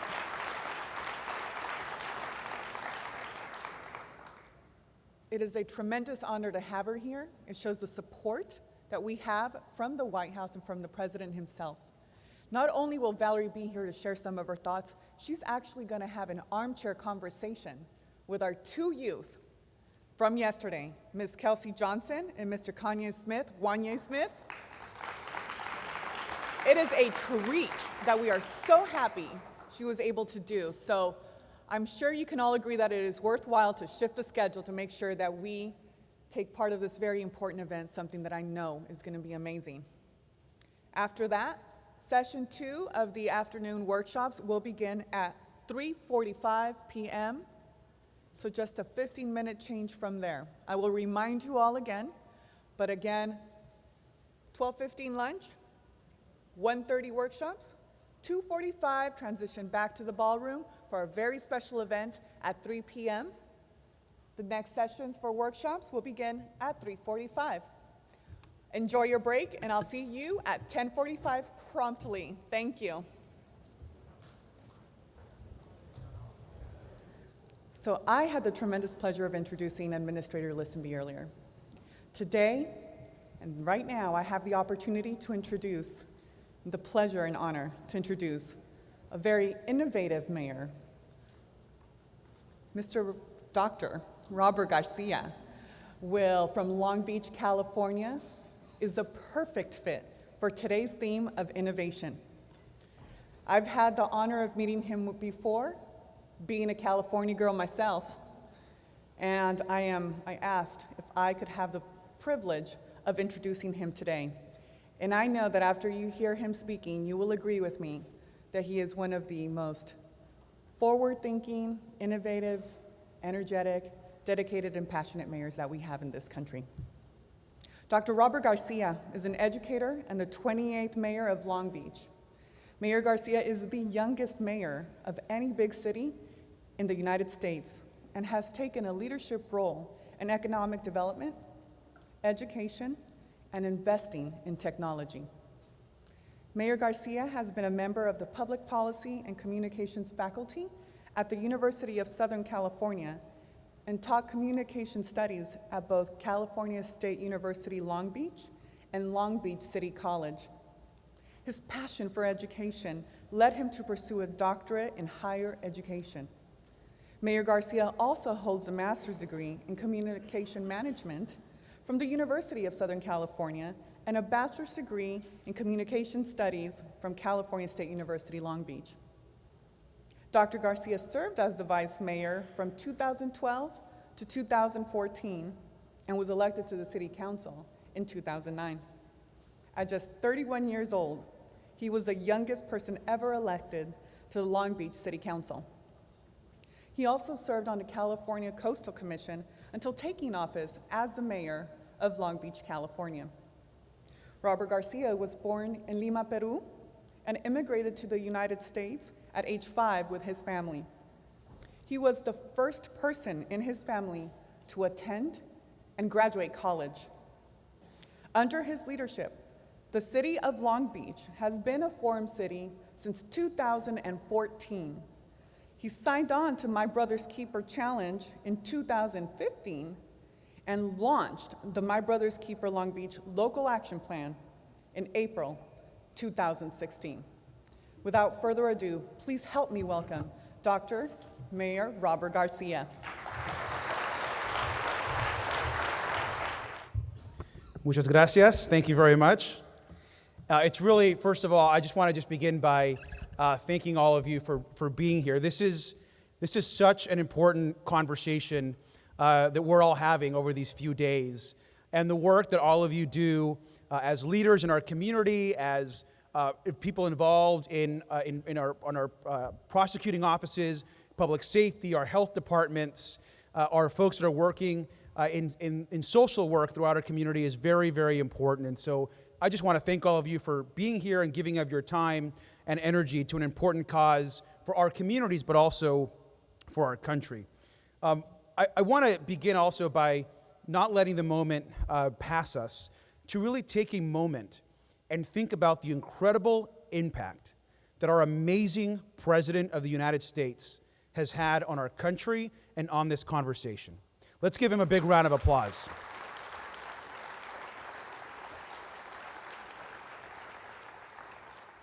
I know, like all of you, I couldn't be more proud to support. I love our president. It's tough. He's got the toughest job in the world. But to be able to have these conversations about social justice and equity are really important. And he has opened that door, I think, in new ways before. And so I want to thank him and really his entire administration. A lot of the leaders of the president's administration, White House folks are here as well, and we want to thank them for their work. Of course, Attorney General Lynch, who I know you all heard from, has been doing great work in this area, as well as, of course, the entire MBK team and Cabinet Secretary Johnson as well. And so to them, thank you for giving us as mayors and us as community leaders really the opportunity to engage and to lead on this issue. So I've got just a few moments and minutes to spend with you this morning, and I wanted to share a few things. I wanted to particularly focus on two areas of the MBK work and I think the social justice work that we all do that are really, really important. One is going to be on that link to education, and the second is the larger idea of workforce development, as well as how we work with people that are making mistakes for that very first time or second time, and how we get them on the right path. But before that, I just want to personally say, I bet a lot of you, like me, are immigrants, or first-generation college students, or grew up in poverty, and so the work for us is also very personal. I tell a lot of people that when I first came to the United States, I was 5 years old. My entire family came to the U.S. like a lot of other immigrant families, for a better life, for opportunity, and to escape a situation back home where there was very little work and, quite frankly, an unsafe situation in some of our countries. And so like a lot of immigrants, you come here and you make choices based on the environment you're in. And I think about my opportunities growing up. I grew up in an apartment of 8 family members. I don't remember a time where I ever had my own room. think the only time I had my own room was when I went out to college for the first time. And I think a lot of us grew up in that environment. And so to see this focus on particularly youth, the connection with opportunities and what that leads to, but also the My Brother's Keepers work for me personally is very important, because I had folks in my life, beyond my parents, that chose to make an investment in me through mentorship, through opportunity. When I was in high school, I never had anyone say, hey, you know what, I think you should apply to this university, or I think you should go do this. In fact, most folks in my high school just said, hey, maybe apply to community college, maybe go do that. I took initiative, went to the university, and it was when I was there that people actually invested in me and said, you know what, you're a smart kid, or you know what, you should go and do this or do that. And so mentorship and the work you're all doing is incredibly important. I think it was mentioned earlier that professionally I'm an educator. So I'm a big believer that the single most important thing that we can provide our young people is access to a quality education. And that access, as we all know, is not available to every community equally. And so that's something that we as a community also struggle with. So what I wanted to share is, as part of our My Brother's Keepers work, we have focused intentionally on this idea of access to education and ensuring that education is available to everyone, particularly a quality education. So in Long Beach, we've launched something called the Long Beach College Promise. And this is a promise to every single member of our community that we're going to ensure that they have access, if they want, to a college and post-high school education. And how are we doing that? And I want to share that with you. First, it's a collaborative approach. It's an approach that we have worked with local companies, our school district, our city prosecutor, who's actually here today, who does great work, as well as our staff. And what does that mean for us? In our education work, that's also tied to our My Brother's Keepers work, we have 3 areas of focus, and I want to share those 3 with you. The first area is this idea that we in every community across this country should be committed to universal preschool. So I want to share something with everybody. I'll tell you that all the academic research, as a academic educator myself, all the academic research is crystal clear. The single best investment that we can all make in our youth, which is what we're talking about this entire time, the single best investment on the educational spectrum that we can make for our youth is actually not in college. It's actually not in ensuring graduation from high school. It's ensuring a quality opportunity for young people by the time they get to kindergarten and the first grade. By the time that our young community, by the time that our sons and daughters and young folks in our cities reach kindergarten and first grade, they are already at a dramatic disadvantage to every other kid that went to preschool. And so the idea of access to a quality early childhood education program or preschool should be a top priority for everyone in this room and our work that we do together. Because we know that particularly kids from communities that are struggling with poverty, we know that parents are working 2 or 3 jobs. We know that parents come home late at night and are tired. They don't have that same opportunity to read and to educate and to sit with their children as maybe other parents who don't have to work. And so the preschool work is incredibly important. In Long Beach, we have just in the last year expanded our preschool seats by 900 seats. Next year, we'll expand by another 500. So our goal is in the next 3 years to achieve universal preschool in the city of Long Beach. And I'll tell you that the pre-K work and the early childhood ed folks should be commended for the work that they're doing. This is the single, in my opinion, most important education issue facing our country and our communities today.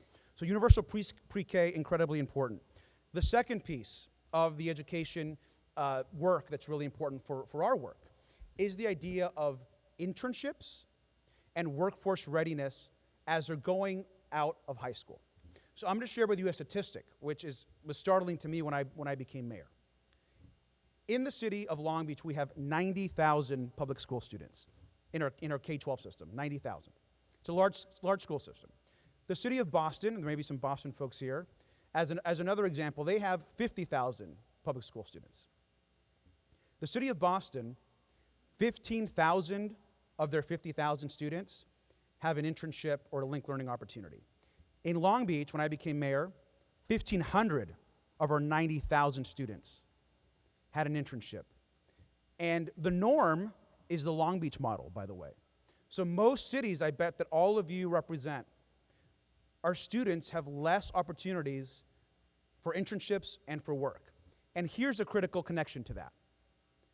The students that actually are getting the internships are more likely to come from high schools with more opportunities and communities that traditionally have more access to work. And so let me tell you who's not getting internships. Black and brown kids. And we also know from the research that if you get an internship at a job, an agency, a nonprofit, the chances of you actually getting hired dramatically increase. And so we also know that if we increase internship opportunities, particularly for kids of color, and they can actually prove themselves through their work and not be judged perhaps by the color of their skin or what impressions may have been left on the person doing the hiring, we know that that young person has a higher chance of actually succeeding. We've seen it in Long Beach. So we had 1,500 internships in my first year. We had a goal of doubling that in our first 2 years, which we've done. So we now have 3,000 internships throughout the city of Long Beach. And our goal is to increase that in the next 2 years to 5,000 internships. And why is this important? It's important because we know that the kids that are getting these internships, and we see it, look like the diversity of folks that are in this room. And I've talked to so many young people that got that chance at that first job, whether it was at our port or at one of our healthcare companies, and they've been hired. They've been hired and received an opportunity they may not have had they not had a chance to just work and prove themselves in the workplace. So we have this idea of internships, and I tell you that work is incredibly linked to what's happening. Our young people are not getting the same opportunities and access. And the third part of the education spectrum that I want to share with you is this idea of access to community college. We all know that our community colleges across the country, they are the lifeline and access to work for most of our communities. Community colleges have higher proportions of people of color. Community colleges, as we all know, provide whether it's training or workforce development or transfer to a university. We also know it's much more accessible from a cost perspective. But people don't also realize that community colleges, for a lot of families, are not either affordable or accessible, or they're too burdensome. So we've done something in Long Beach that's pretty unique. In fact, there's only maybe 10 to 12 community college systems that are doing this work.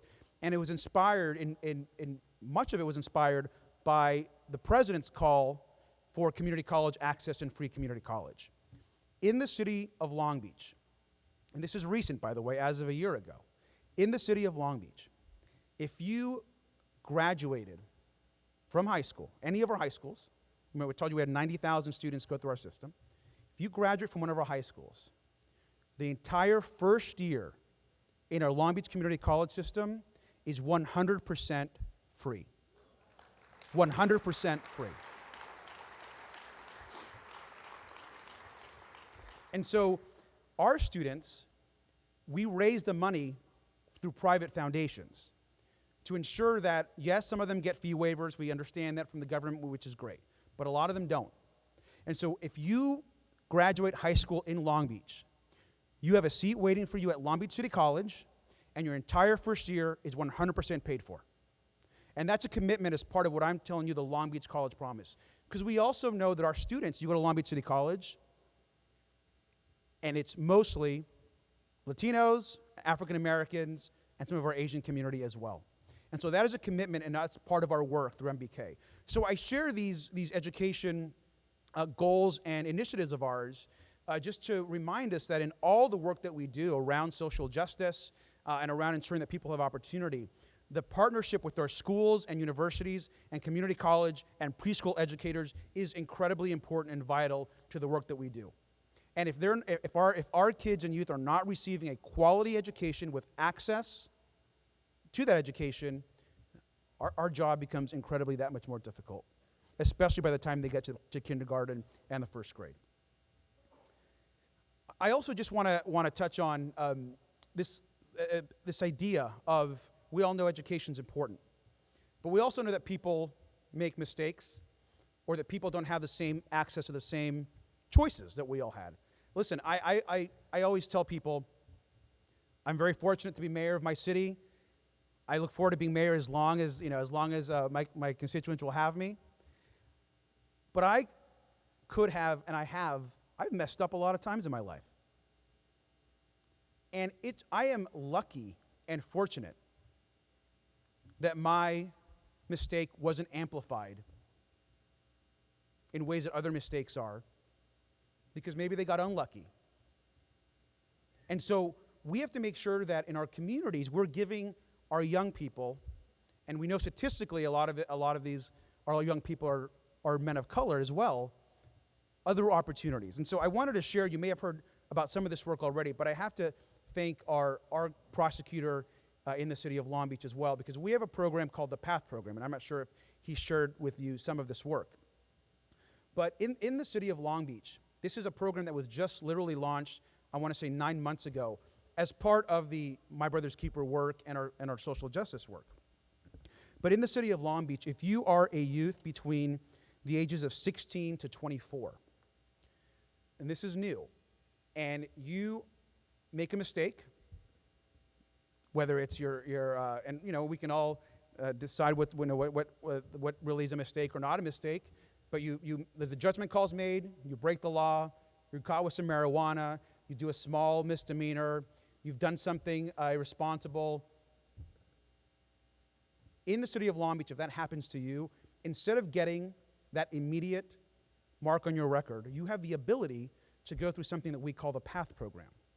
So you have an option and a choice to make as a young person. And if you don't want that mark on your record, you can go into the PATH program, which essentially is an opportunity for people to do a 6-week class in life skills. It's an opportunity for them to do some community service. There's mental health evaluation as part of that as well, to ensure that they're getting the care that they need. There's opportunities for internships and for mentorship. And I can't tell you that change for us has been dramatic. We expected in our first year, this hasn't even been active for a year, we expected that in our first year, if we could help 100 kids or youth, we'd be successful. We've launched the program 6 months ago, officially for people. We've already had 200 kids sign up. So we're going, thank you. And so we're going to dramatically change the opportunity for all these young people that just made a mistake, like mistakes that we've all made. And so we also know that when you look at our PATH program, and this program in particular, who do you think is taking advantage of this program? Black and brown youth. And folks that are giving another chance. And so I want to commend, I know he's here today, but not every community has an opportunity to have a prosecutor and team that supports this kind of work. So I know Doug Halbert is here somewhere. Can we just give him a big round of applause for doing this?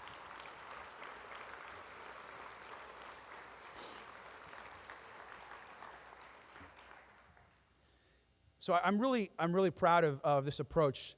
And I want to just end my remarks by telling you all that this is a struggle. We all know that this work, we're not going to wake up a year from now and all of our ideas and hard work all of a sudden has solved all these challenges. These challenges will continue. But it's incredibly important that we strive for equity and that we fight for social justice.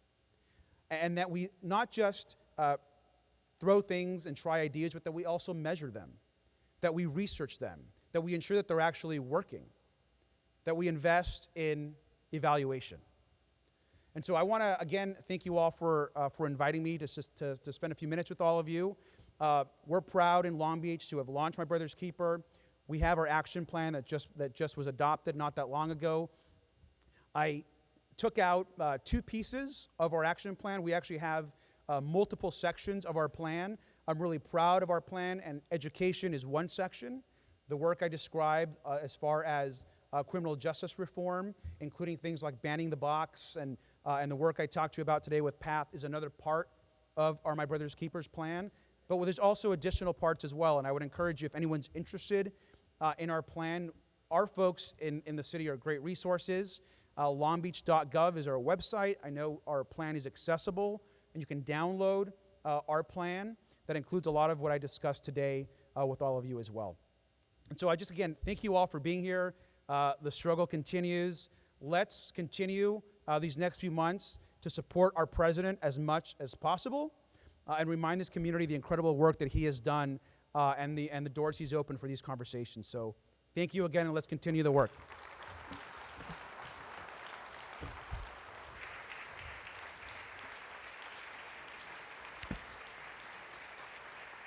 Our next presenters are from Chicago, Illinois.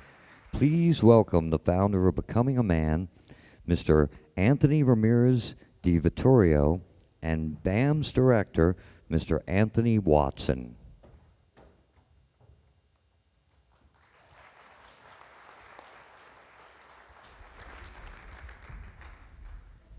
Good morning. How's everybody doing? Good. All right. So you just had a break. You just had a presentation. If this were a BAM circle, we would do a quick energy check. How folks doing energetically? Good? Okay, if not, just kind of give yourself a little energy shake. All right, let's get it going. You got to feel comfortable here. Well, good morning. My name is A.J. Watson, and I'm the Director of Youth Guidance's Becoming a Man program. This is Anthony Ramirez de Vittorio, and he's the founder of the program. And he currently serves as the manager for the Becoming a Man Training Academy. We'll talk more about what that is in just a second, but let me begin with this, which is first a thank you to the folks who've put on the forum, to AAG Mason, to Chief of Staff Theron, Attorney General Lynch, Secretary Johnson, Administrator Listenbee, all of you for being here, and certainly we would be remiss if we didn't shout out our supporters back in Chicago, Mayor Emanuel, and the entire Youth Guidance team that really has made today possible. Yep. So you've been hearing about some numbers over the course of the past couple days.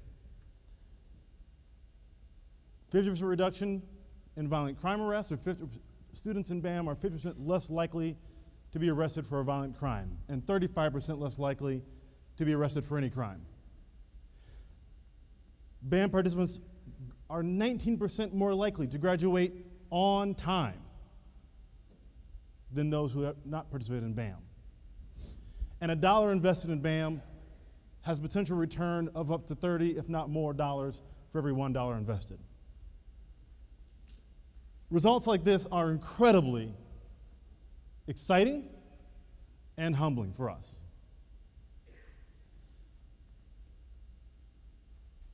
And to me, the story that this really articulates, and I want to respond a bit to Mayor Garcia, because he mentioned early childhood and jobs, and we couldn't agree more. Investments in early childhood are incredibly important.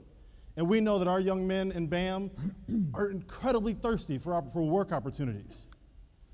But there's a piece that sometimes gets forgotten, is that these young men in grades 7 through 12 in this thing called adolescence, is that it's not too late.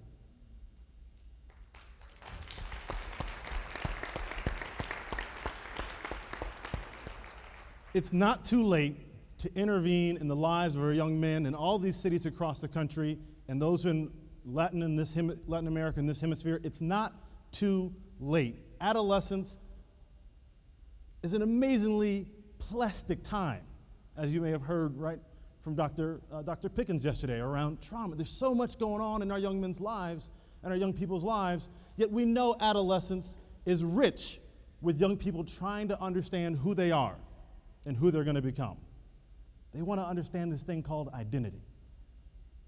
And so for us, we fundamentally believe that it's important for us to meet young people right where they are. And so we deliver our work in schools, full time. Staff at Youth Guidance and Becoming a Man do not have offices downtown, right? Their offices are in the school buildings with the young people that they work with. We like to meet kids both physically where they are and emotionally where they are. No judgment. You had a traumatic event? Fine. Things have happened in your life? Fine. You're dealing drugs, you're in a gang, you're falling behind academically? Fine. Let's have a conversation. Let's build a relationship. And so we meet young people where they are, physically and emotionally, and we deliver a program that helps young men learn, internalize, and practice 6 core values, which I'll show you in just a second. Right? They learn the social cognitive skills they need to navigate this thing called life, right? To deal with the trauma that things have experienced in their neighborhoods so that they can show up in school, make better decisions, stay on track to graduate, and fundamentally become positive, contributing young men and members of their society and community. So what are those values? Our program is based around 6 core values, and you heard these talked about earlier. Values are so important, and for us, it's everything. Integrity. I'm a man of my word. I do what I said I'm going to do. Accountability. I'm responsible for the consequence of my actions, intended or unintended. I don't blame other people for what I did. Self-determination. I overcome obstacles and pursue goals in the face of adversity. Positive anger expression. Anger is a normal emotion, just like happiness. No one talks about happiness management. Maybe they should in Cleveland right after. Maybe there's sadness management in Chicago, Derrick Rose. But we talk about anger management. No, anger is just a natural emotion that needs to be expressed. And we honor your anger. And as young men, the only emotions we normally have are anger and joy. We don't get to talk about sadness or fear or shame. So we talk about positive anger expression. Respect for womanhood. Where my ladies at? Okay. We have another program called Working on Womanhood, which is for our ladies, and we respect womanhood from the male perspective and point of view. What is our role in helping to be liberators and not oppressors of women? I don't know we in church, but I'll take an amen. And visionary goal setting. I set a goal for myself that's bigger than myself, that connects me to something beyond who I am, something that I can pursue when all the reasons in my neighborhood growing up tell me not to get up today. We talked about resilience, right? For many of our kids, just coming to school is an act of resilience every single day, and we want to honor that and help them set a goal for their future. But also, what's that shadow piece that's tripping you up? Because it's often something that's standing in the way of you accomplishing your goals. So we meet kids where they are physically and emotionally, and we do a program based around 6 core values. Now, I could tell you all about it, but I think it's going to be way more effective if you hear from this guy, Anthony Ramirez de Vittoria, who's the founder of the program. And this program didn't come up, wasn't made in the lab, wasn't made at university. It came out of Tony's own life experience. He grew up as a kid on the southwest side of Chicago. As he says, southwest side. Southwest side. Right. Which is a community I think most people would consider at risk. He doesn't, because he knows other communities of Chicago, but he considers it to be, most people consider it to be at risk. And, you can't tell it from looking at this guy, but when he was a youngster, teenager, he was a street break dancer.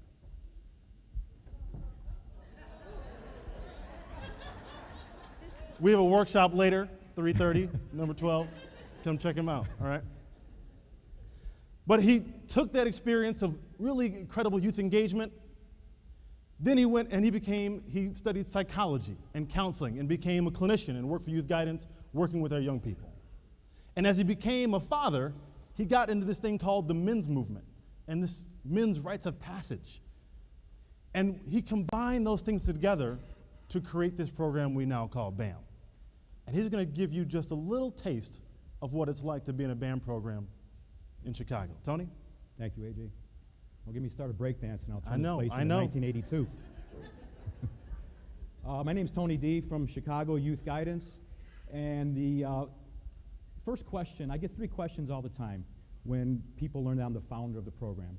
Founded the program in 1999. And the number 1 question I get is, how did you create this program? That's the easiest answer for me. And the reason I created the program is because I had the greatest role model in the world, my mother. And she taught me about self-determination and positive character. And the first to graduate in my family, she always said, Mijo, go to school. Mijo, go to school. Mijo, listen to your gut. You'll find the truth there. Second question, oh, I'm sorry, and I also have the 2 male role models in my life, Walter Payton and Rocky Balboa. Absolutely. The second question I get is more complex. The second question I get is, what is BAM? And as Mayor Rahm Emanuel said, and President Obama, wow, being in the circle is nothing like what I read about. You have to be in the circle to really experience it. But here's what I'll say about what it is. It's 3 modes of philosophy or different psychological orientations. Number 1, we believe in youth engagement. If we can't engage youth, we can't do our mentoring and our clinical work. And BAM, as AJ said, wasn't created in a laboratory. It was created urban. It was created while working with youth and their input.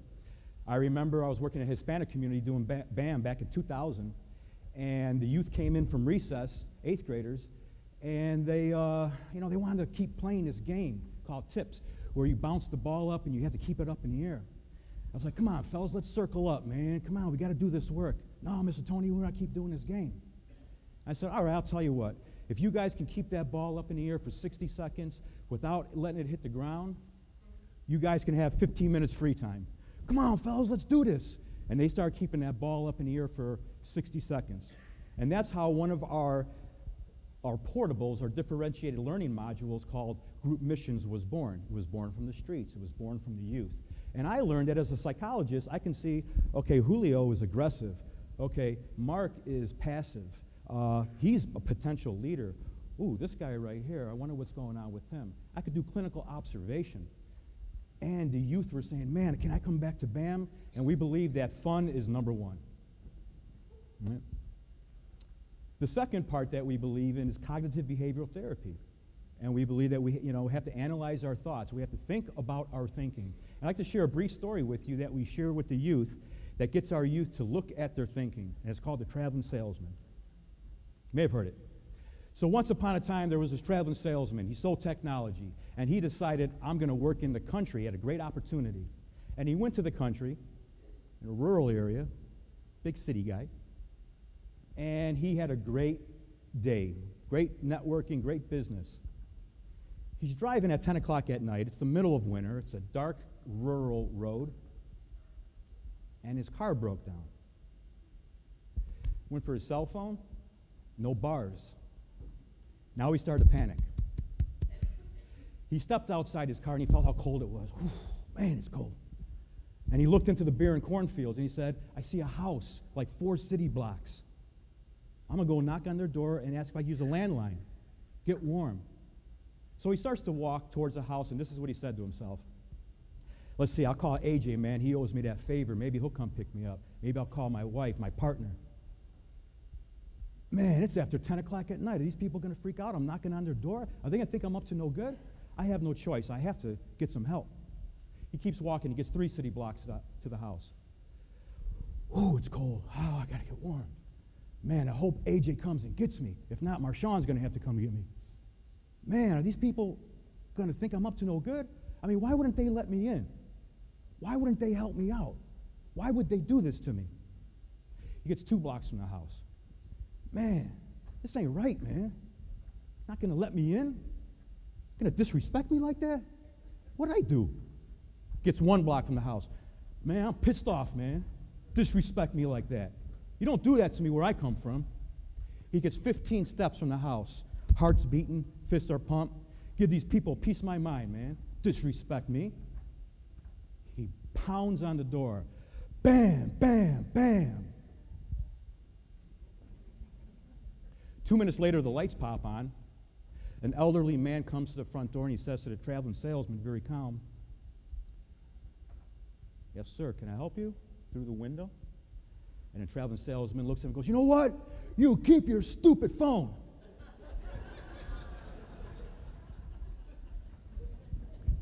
And the youth say, when we ask them about that, they say, "Man, that dude was messed up. Tweaking, he was tripping." And then one of the youth will say, "Man, he kind of talked himself into believing something that wasn't true." And our youth come to us with those type of what we call cognitive distortions. Every one of us in this room has had one of those cognitive distortions, right? And we start to dissect it. We start to talk about accountability and what it means to own responsibility, what it means to own my feelings. And with that, the reward is empowerment. And when I have empowerment, I come back to the BAM circle and I check in and say, "Man, this is how I feel when I own my stuff." The third part of BAM, and then I'm going to turn it back to AJ. The third part of BAM is, and it's the third question, is, all right, Tone, I hear about the clinical part. I hear about the youth engagement part. You got 50% results here. What's the secret sauce? Here's the secret sauce. The secret sauce is the heart work, the men's work, the rites of passage. And we have our youth get out of their head and get into their gut about what it feels like to be out of integrity, out of accountability. Who are you letting down? Who are you hurting? How does it feel to break your mother's heart? What would a world look like if you had positive anger expression? And we do it experientially, we do it psychologically, we do it clinically, we do it youth engagement. And we demand that our counselors do the same work, role modeling. I've trained over 100 counselors in 15 years, and they come in, master's degrees, bachelor's degrees, great youth engagement guys, and then we say, "But will you look at your own integrity or lack thereof? Will you look at how you disrespect womanhood? And will you own that? Because the youth need to learn from you as a role model.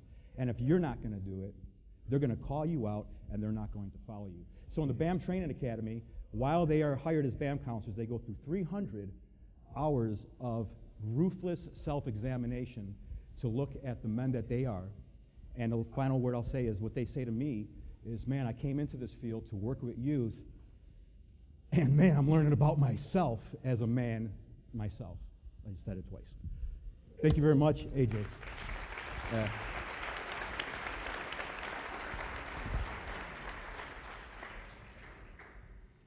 So the message I want to leave you with is simply this.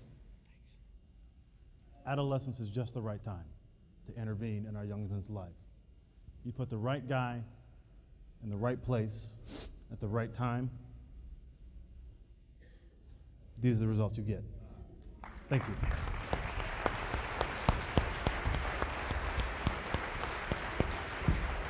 Oh. Hey. Song and a dance. Please welcome to the stage, from Oakland, California, Mr. Johnny Lopez.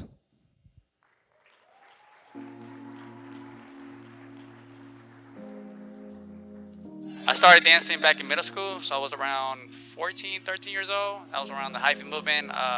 First time I seen it was through the sideshow. Sideshow was this activity they had at night times, Friday nights, Saturday nights, and it was just a bunch of cars acting up. That was the only positive thing that was around that time for me. So that's the first time I see turf dancing, and ever since then, I took it upon myself and I learned it on my own.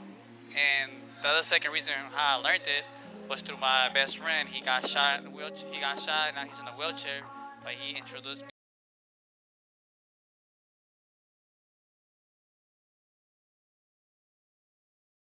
It was once the greatest style in the Bay Area. It died out for a little bit, and me being from Oakland, California, born and raised around Mexicanos, being around black folks, Filipino, Tongans, living around the struggle, the hoodness.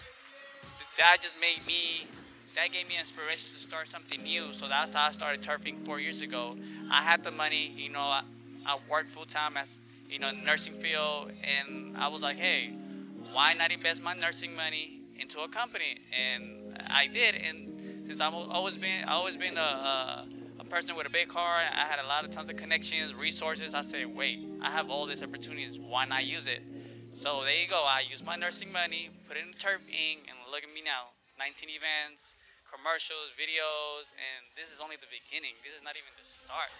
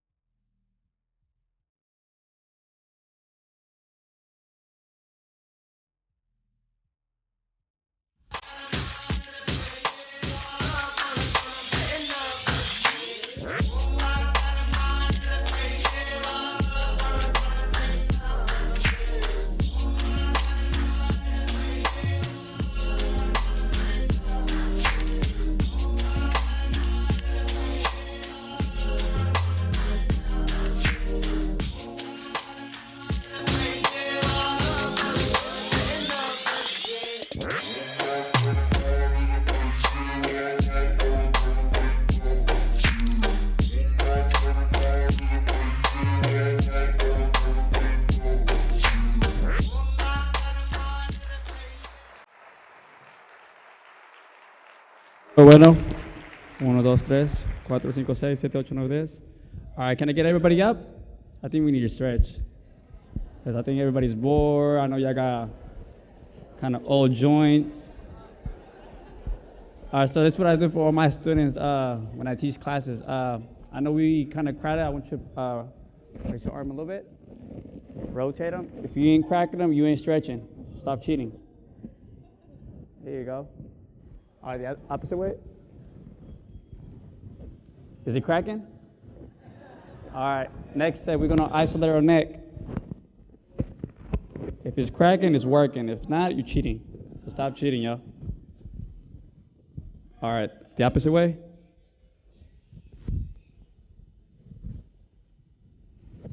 All right, thank you guys. You can sit now. I just want to see everybody's faces and stuff.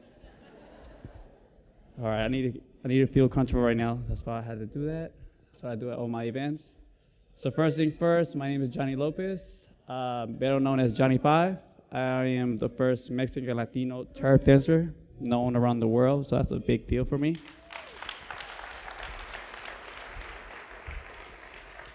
I am the founder and director of Turf Inc.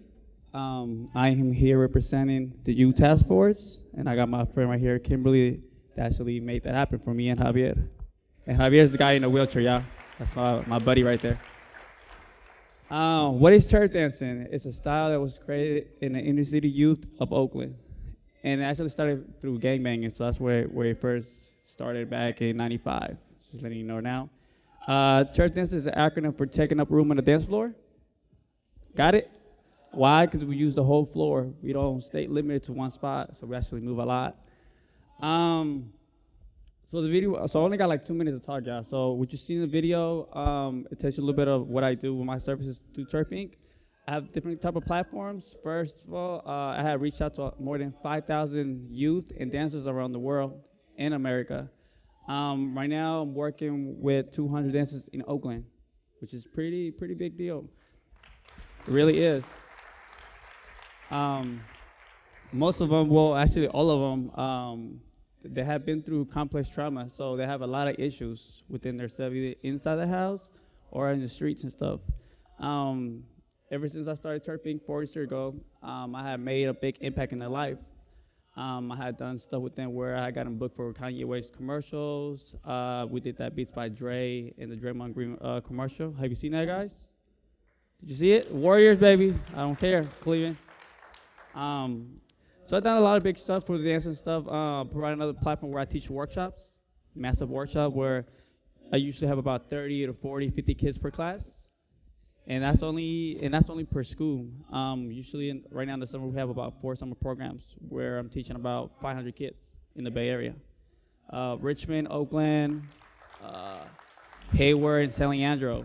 Another service that I provide as well is that I work with DJs, graphic designers, and they all youth, by the way. They all live in the Bay. I get them booked for a lot of gigs within my platform. I'm gonna actually tell you a little story about myself. I'm a family of 7. My dad and my mom were immigrants. My dad is from Mexico, Cuernavaca. My mom is from Honduras. She passed away when I was 3.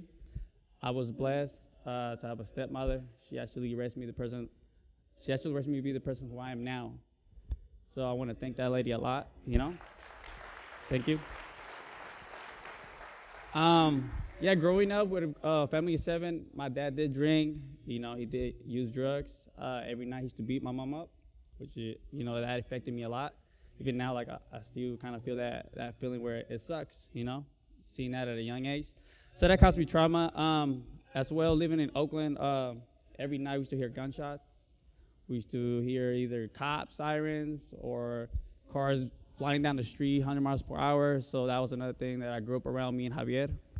So that caused me another type of trauma. So I got used to the environment in Oakland, I met Javier when we were 12. We met through a soccer team called Los Tigres. So we actually played soccer when we were young. By the time we got to 16, 17, I got a call saying Javier got shot. So that was a shocker. So I drove straight to the hospital. I went upstairs. First thing I seen was my man in bed, half dead. Tubes everywhere, blood everywhere. That was the most crazy stuff right there I've ever seen in my life. So right there in that moment, I said, you know what, dude, being in the streets, trying to gangbang, trying to be in the street, trying to be cool and stuff, that wasn't my thing no more. I was like, dude, that could have been me in the car with him. I was blessed that my mom actually didn't let me go out that specific night. She was like, no, dude, you ain't going out. You're going to stay home. And I was like, all right. And, man, that could have probably been me in a wheelchair. Who knows, right? So, yeah, right after he got shot, I got inspired to be a turf dancer, man. And the way I found turf dancer was through gangbanging. It was through the sideshow. You seen the cars doing donuts and stuff?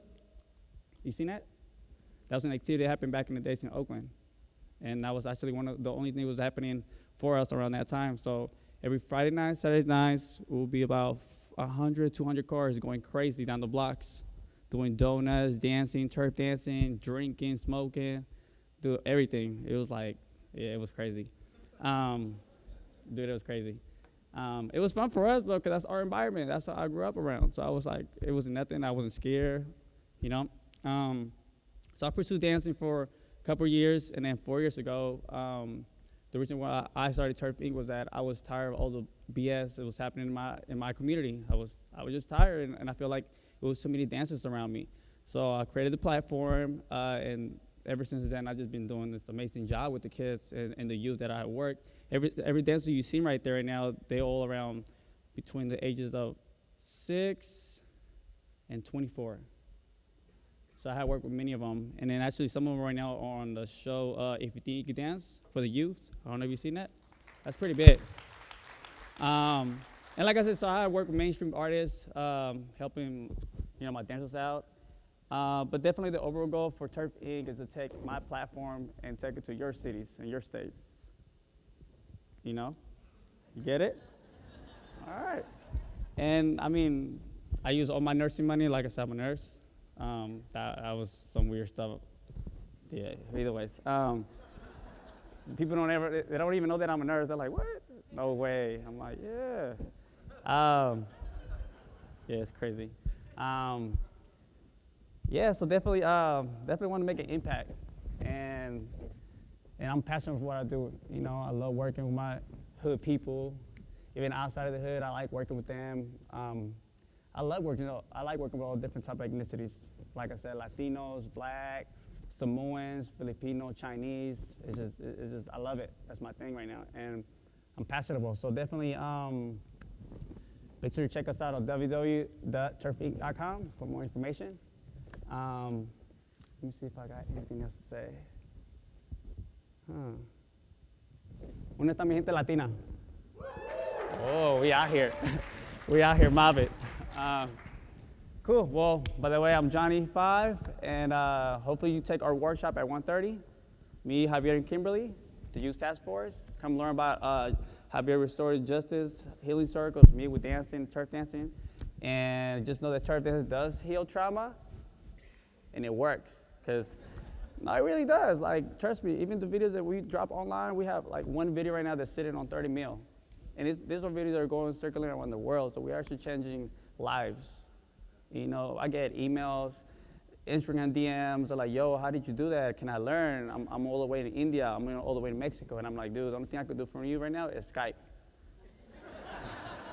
Hopefully one day I get a chance where I could go to your country or city or state. Like right now, like last night, I actually drove 1 hour away from here, and I was teaching 6 kids. I did a little promo. I said, hey, I'm in Baltimore. I could teach. Parents were like, dude, you going to be out here? Okay, cool. And I taught 6 kids last night. So I went my own way just to do it.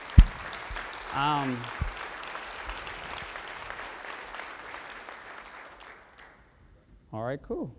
I think we should be good. All right, thank you guys. And I want to thank the conference for bringing me out here, me and Javier. We definitely appreciate that because this is something that we've been talking for years. We've been trying to collaborate, do bigger projects. And so hopefully people like you in here could help us out. Right? Right? Right? All right. All right, thank you.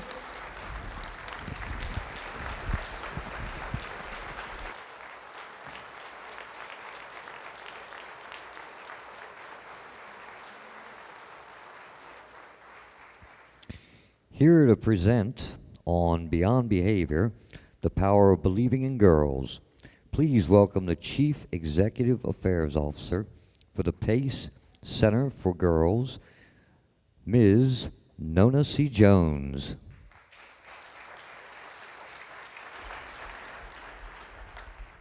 Today, a baby girl will be born. And when her brand new eyes finally adjust and focus, she will meet the loving gaze of her mother and father, who will be awestruck by her immediately evident brilliance and beauty. And they will instantly agree that they will stop at nothing to make sure that their daughter realizes and unleashes her potential upon the world.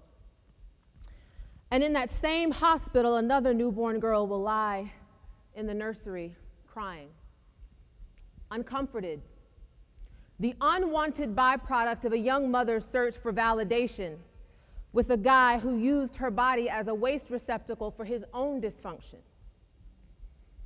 These 2 baby girls are equally vulnerable, but one will leave the hospital to go home to a protective, supporting environment, and the other little girl will be raised to fear the darkness of night because in the dark, that's where she's violated by her mother's many boyfriends.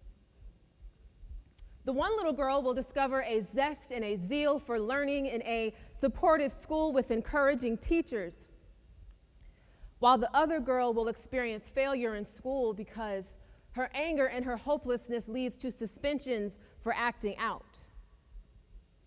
One girl will look out at the audience at graduation and find that familiar loving gaze of her parents, while the other girl will look out through prison bars and see the distrustful glare of the guards. But it doesn't have to be this way. Because within every single one of us in this room lies a transformative power. The power to see beyond the girl's behavior and believe in her potential. There was a groundbreaking report that was released last year that articulated a truth that those of us that serve girls at the greatest risk for delinquency have long known. A girl's pathway to delinquency is different than a boy's pathway to delinquency. See, we have long known that a boy's pathway, particularly boys of color, has been defined as the school to prison pipeline. For girls, however, this report articulated that girls are most vulnerable to a sexual abuse to prison pipeline. 80% of girls in the juvenile justice system, 8 out of 10, report experiencing sexual violence as children. Add to that experiencing physical abuse and mental abuse and family instability and poverty and school failure, and of course, you have a recipe for delinquency. In 1980, girls made up 20% of the juvenile justice population in our country. And despite a national decline in juvenile incarceration rates in recent years, girls comprised 29% as of 2012. But what we know is that girls are far less likely than boys to be arrested for violent crimes. Instead, girls are often arrested for offenses such as truancy, running away, and substance abuse. Offenses that I submit to you are often simply outgrowths of an attempt to escape trauma.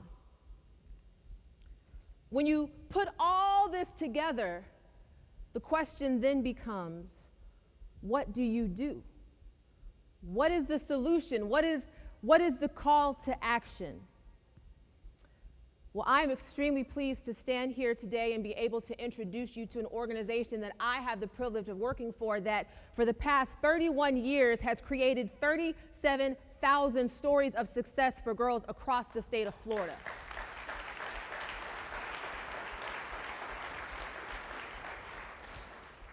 This organization is called PACE Center for Girls.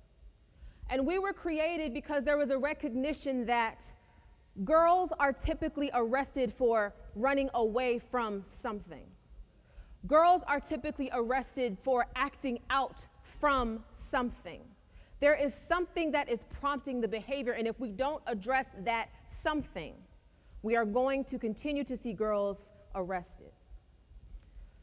Last year in the state of Florida, PACE served 2,130 girls in our 19 non-residential centers that provide an alternative school environment. Just to give you a picture of the girls that we served, almost 80% of our girls had experienced school failure in the form of grade retention or suspension or expulsion. Another third of our girls had a history of being arrested. But here's why we know PACE works. On the flip side of those statistics, 90% of our girls transitioned out of PACE at grade level or ahead. 92% of our girls never went on to meet the system again. We know PACE works, and here's why. Secretary Perez made a very salient point when he said that education is the great equalizer. So the reality is we have to have girls be healed. We have to have girls be re-engaged with an academic environment that prepares them to succeed, not just in life, but in school. Because once girls are engaged and disengaged from school, their chances for economic sustainability diminish rapidly. And what does that mean? Criminal behavior, because they're going to survive. So what do? We integrate academic preparation during the school day with counseling and therapy, with career and college exploration, because it's not just enough for a girl to have a visit once a week for 1 hour with a mentor. She needs deep interventions that are going to prepare her for life and equip her to cope, and not just to cope, but to thrive. Academic interventions. We also recognize that many times girls' behavior is an outgrowth of family dysfunction, and so we employ family-based case management. We work with families to stabilize what happens at home, because even though we have girls year-round for the school day, the reality is they leave us at the end of the day. And if they return home to dysfunction, every gain that they make at our center is going to be lost the moment they reach their doorstep. And so we make sure that families are stable and whole so that girls can succeed. I have to give credit to the Office of Juvenile Justice and Delinquency Prevention, because a little known fact is that even though PACE has been around for more than 30 years, in the early 90s, it was a small seed grant that provided funding for us to open 4 centers in the state of Florida. And because PACE has had a proven impact, the state of Florida has gotten serious about juvenile justice reform. The Florida Department of Juvenile Justice, Florida Legislature, and Florida governors for the past 30 years have committed to creating bright futures for girls, so much so that we are now a line item in the state's budget, and we receive more than Thank you. We receive more than $20 million every year to serve girls in Florida, because it's not just enough to identify the problem. Problem identification in the absence of investment leads to problem magnification. You have to make the investment.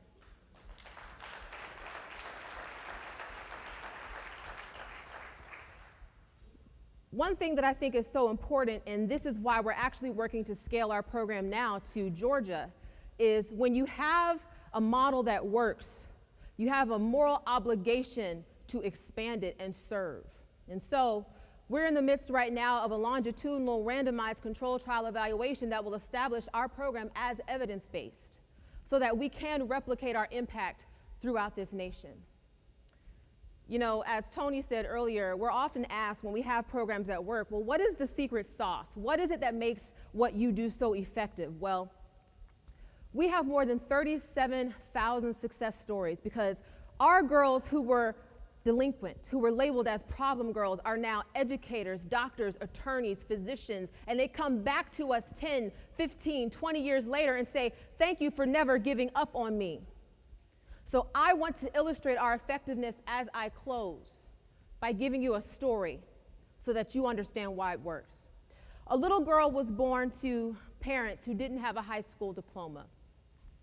And her father wanted desperately to have a child, but her mother suffered from undiagnosed mental health issues. And as a result, when her daughter was born, she didn't want to see the girl, she didn't want to hold the girl. So the father was the one that created the safety for the daughter. But see, the problem with that was, while the mother was pregnant with the daughter, he was diagnosed with terminal cancer. And even though he fought a very valiant battle, he passed away shortly before her second birthday. So she was left with this mother who, one, didn't want her, and two, couldn't help herself. A couple of years after he passed away, the mother met a new boyfriend. He became her live-in boyfriend, and shortly thereafter, he began to routinely sexually violate the girl. And during her early elementary school years, she became labeled as a problem child because she was acting out. She was causing disruptions, and not once did anyone ever say, why? This is what makes PACE work, is when our girls get angry, we don't say, what's wrong with you? We say, what happened to you?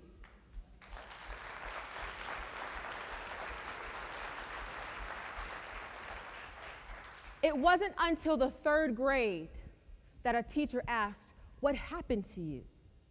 And in the third grade, this little girl who was experiencing so much trauma and instability at home finally found somebody who saw her, saw beyond her behavior, and recognized that this girl had the potential for greatness. And so what this teacher did in the third grade is she helped that girl believe in herself, and as a result, the girl turned her behavior around, graduated from high school near the top of her class, and got a full scholarship to one of the top universities in her state.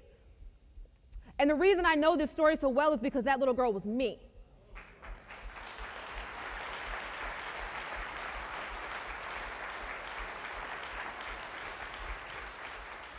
What we have to realize is the power for girls to change begins by the power to make them believe in themselves. Because if we don't see beyond what the behavior is, we will never encourage them to empower themselves to change their behavior. We have to stop stopping at behavior.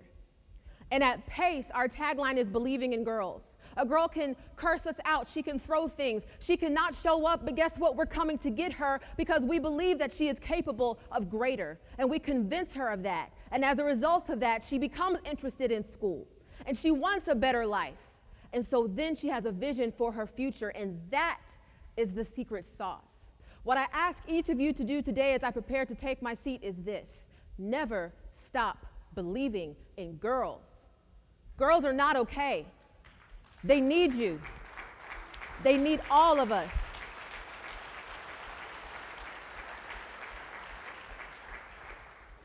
When we leverage our power of believing in the capacity of young people to do better, we convince them that they have the power to do better. And guess what? Results tend to rise to our level of expectation. Expect greater. Thank you.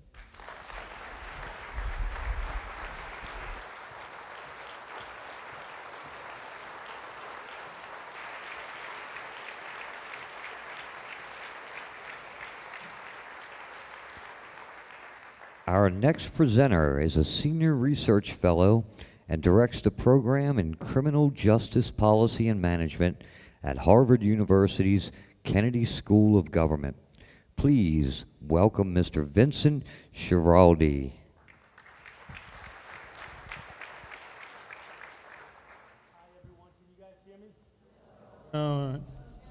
Hold on.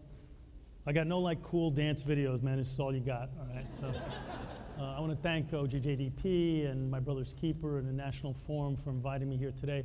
The idea I want to talk about is how America needs to create a developmentally appropriate justice system for young adults who come before us dramatically different than what we have today. I spent the better part of the last decade running 2 correctional systems in 2 major American cities.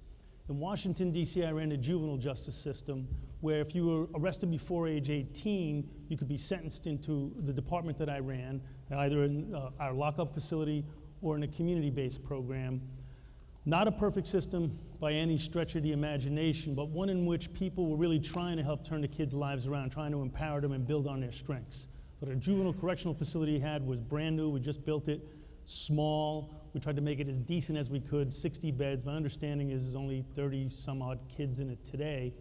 And when the kids went out of the facility, we had a terrific school, went from 8 o'clock in the morning till 5 o'clock in the afternoon, half day Saturday, so that the kids could catch up on what they had missed very often in their community schools. And then when they went back out into their community, staff had small caseloads. We had a lot of programs that we funded in the neighborhoods that, again, would help build on the kids' strengths, not just to rehabilitate them, not to fix them, but to give them voice in their own life course. Then I went to New York City, and there I was commissioner of both adult and juvenile probation. And I got to see the dramatic difference, and night and day, between the way young people were treated when they were in the adult system versus the juvenile system. In New York, the family court ends on your 16th birthday. So whereas in DC I had 16, 17, 18, 19, 20-year-olds on my juvenile caseload, in New York I had that same age group on my adult caseload. So they were in adult court. And I would, watch them file into the Brooklyn courthouse, stand on those lines, have that tense interaction with the guy at the magnetometer, go up to court, pretty much fall asleep waiting for their name to be barked at them, go up in front of the judge, prosecutor yells at them, judge lectures them, defense attorney says something incomprehensible, and mostly they go home with no services and no better off than when they entered. But don't worry, because tragically, most of them are going to be back very soon. This is the age group, 18 to 25-year-olds have the highest rearrest rates of any other group in America. We invented the juvenile justice system in America in 1899, and what underpinned it was that juveniles weren't just smaller versions of adults, they were developmentally different than adults. They needed individual care. They needed rehabilitation. They needed help to turn their lives around. They needed to be kept out of adult prisons. And if they messed up, they needed confidentiality protections so that the stupid stuff they did when they were kids didn't follow them for the rest of their lives. We took that, from that point to 100 years later, there was a massive assault on the juvenile justice system. Researcher John DiIulio warned America that there was a coming tide of juvenile super predators who were godless, fatherless, and without conscience, waiting to engulf America. And legislators responded in kind. During the 1990s, every state made it easier to put kids in adult prisons, made it easier to try them as adults, or abolished confidentiality protections for them. But then there was a backlash to that backlash, and entities like the Justice Department and the MacArthur Foundation funded researchers to look into the question of whether kids and adults were really different enough to even warrant this different juvenile justice system. And what they found was really interesting and really useful. They found that not only were juveniles developmentally different from adults, to which most juveniles would say, duh, right? But they also found that this young adult group, the 18 to 25-year-olds, were kind of somewhere in between juveniles and adults. They shared a lot with juveniles. They found that they were more volatile in emotionally charged settings. They followed peers. They were more susceptible to peer pressure. They were less future-oriented, and they were greater risk takers. And they were greater risk takers particularly if they were around their peers or if they had suffered trauma as children. Well, what did the... so then, on the other hand, so those were developmental psychologists and neurobiologists, brain scientists. Meanwhile, sociologists and criminologists were also doing some research, and they found that it wasn't just brain maturation that helped kids evolve out of their juvenile delinquency, they had to cross a couple of developmental bridges, and several of the people who talked about their programs talk about those bridges. They had, and particularly for boys, right, who commit about 85% of violent crime in America, they had to get married or they had to get a job. Well, what's been happening to marriage and work for young adults over the last several generations? It's gotten further and further away, particularly for young African American and Latino males, who historically have gotten married and gotten gainful, steady employment later than white males. So now employment and work gets pushed further away for a group who are not particularly good to begin with at deferring gratification. So for example, when I was born in 1960, 18 to 25-year-olds, young adults, were 5 times as likely to be married as they are today. When I graduated from high school in 1977, guys I graduated with could go immediately into jobs on Wall Street, could and did, or they could get jobs at the factory that were literally down the block from where I lived. With those jobs, they could get apartments in my neighborhood, start families, and stop hanging out with the boys. Those factories are closed now, and you need a master's degree to get those jobs on Wall Street. So now we have this group of 18 to 25-year-olds, right, that are not particularly good at deferring gratification and but must defer gratification because marriage and work are coming at later and later times. How has the justice system responded to all this? What have we done? We government bureaucrats who run the justice system. Well, there's going to be some exceptions, which I'll talk about in a second, but by and large, nothing. By and large, there's a really big difference between the experience a 17-year-old has in the juvenile system and the experience an 18-year-old has in the adult system. Really big. But the experience that an 18-year-old and a 40-year-old have in the adult criminal justice system are pretty much the same.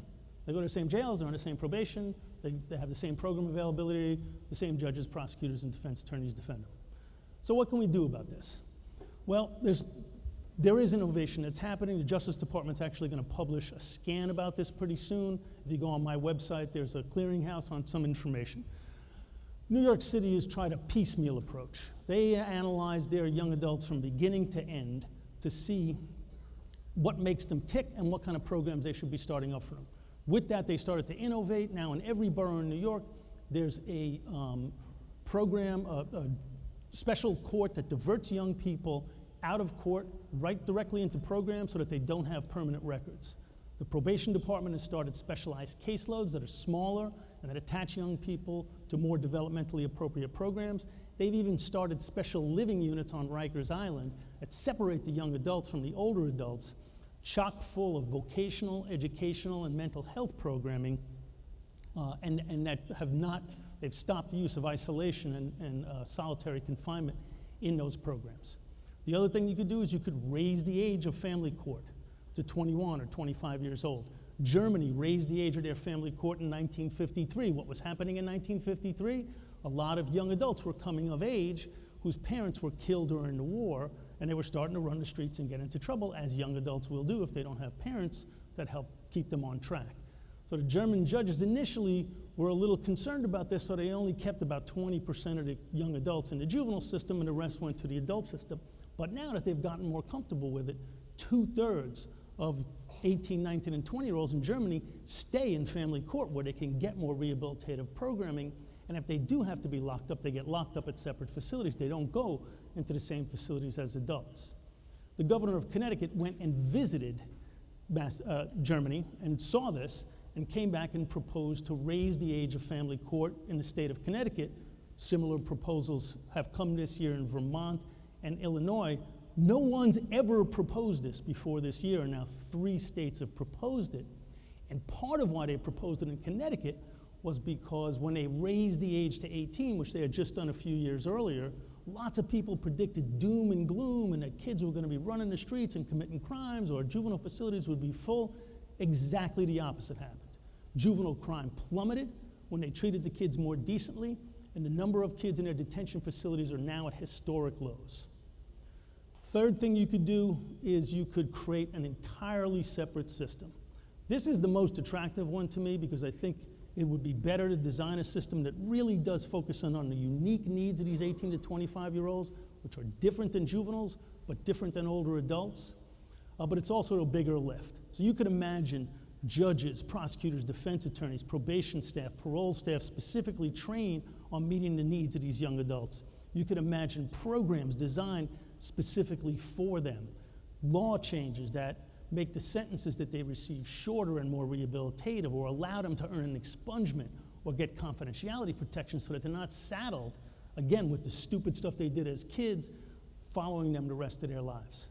So to me, this is the most attractive, but it's also a big lift for policymakers in these resource-difficult times. So, thank you. These are exciting times to me as our nation struggles with mass incarceration. The fact that there's increasing attention being paid to these young adults who really have been, up to this point, a forgotten population is very heartening.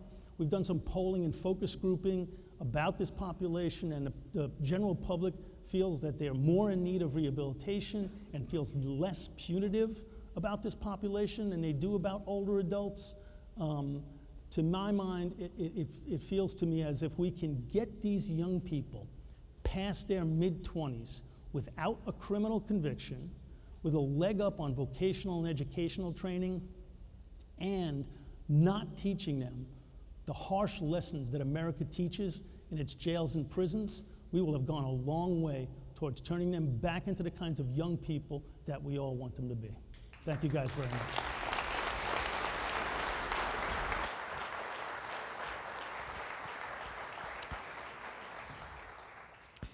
Please welcome to the stage the Director of Law Enforcement Engagement at UCLA's Center for Policing Equity, Mr. Chris Burbank.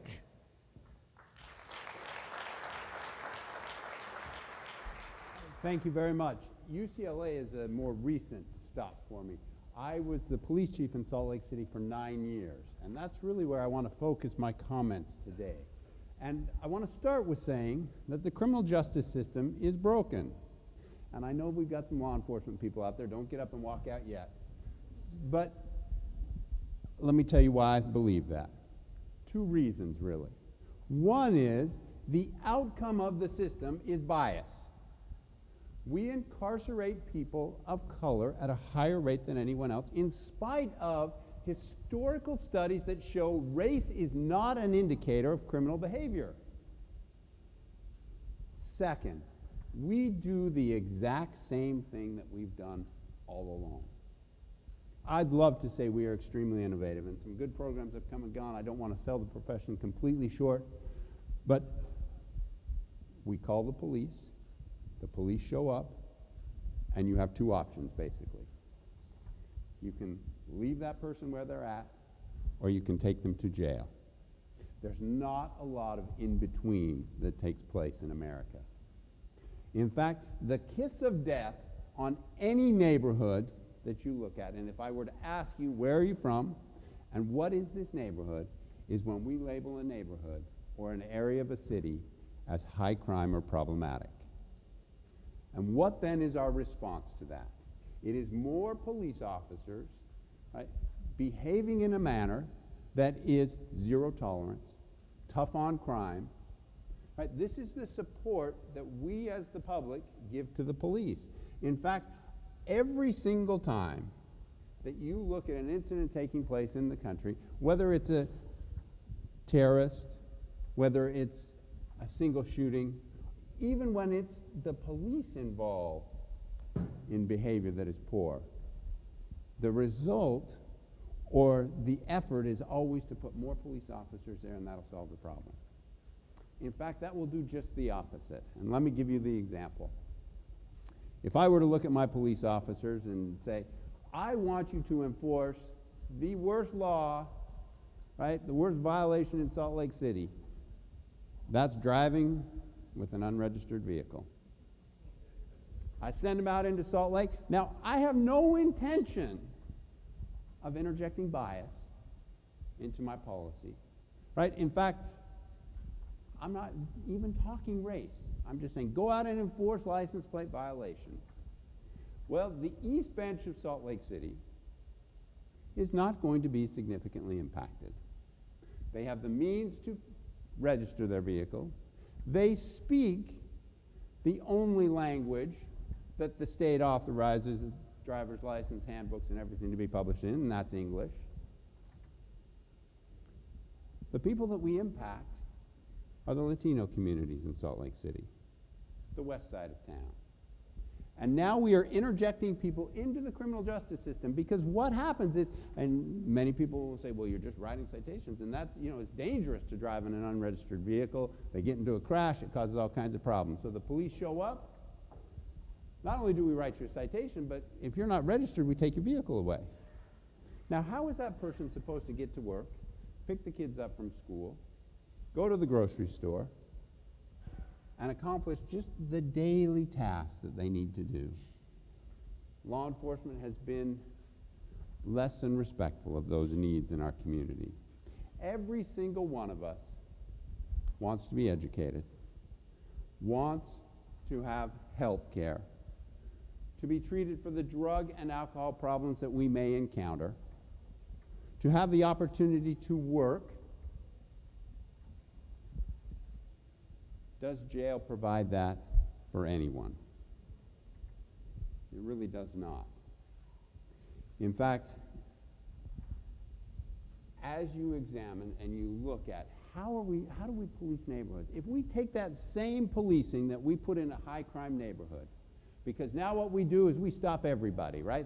Boy, we had a shooting in this neighborhood. So police officers, I want you to go out and I want you to stop everybody who's there. And why is that? Because somebody else might be engaged in that behavior.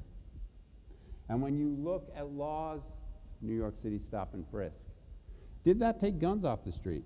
Well, a few. But when you look at the effectiveness and the effort that was put forward, it was less than 1%, is what the statistics show, that actually engaged or stopped potential criminal behavior from taking place. What is the fallout, the downside, the detriment to that neighborhood, and in fact to law enforcement, when we engage blindly in behavior like this? Nobody, I've had the opportunity to travel the world, and I have yet to encounter a law enforcement official, especially in the United States, that says, officers, I want you to go out and I want you to violate civil rights tonight. I want you to engage in heavy-handedness and deadly force. In fact, I want you to be biased in what you're doing. But I have seen time and time again, this neighborhood needs to be controlled. Crime is out of control. This neighborhood is lost. Don't go into this neighborhood unless you have 2 or 3 officers with you, because it's dangerous. We set up an expectation, especially for young people coming into the profession who are introduced, right? Where do we send all these young people? Well, we send them right into those shifts, graveyard shift. We send them into the neighborhoods that we deem as high crime, because we want to put more new police officers there to take more action. They are the least prepared to deal with what they are going to encounter. They are the least prepared to be true community-oriented policing officers. Now, I don't like that term. And the reason I don't like it is because throughout my career, it took on the meaning that police officers, you have the nice community officers, and they talk and have a good conversation with people, and they're kind and they're gentle, right? But they're not the hardworking cops. The real cops, right, they come take care of business.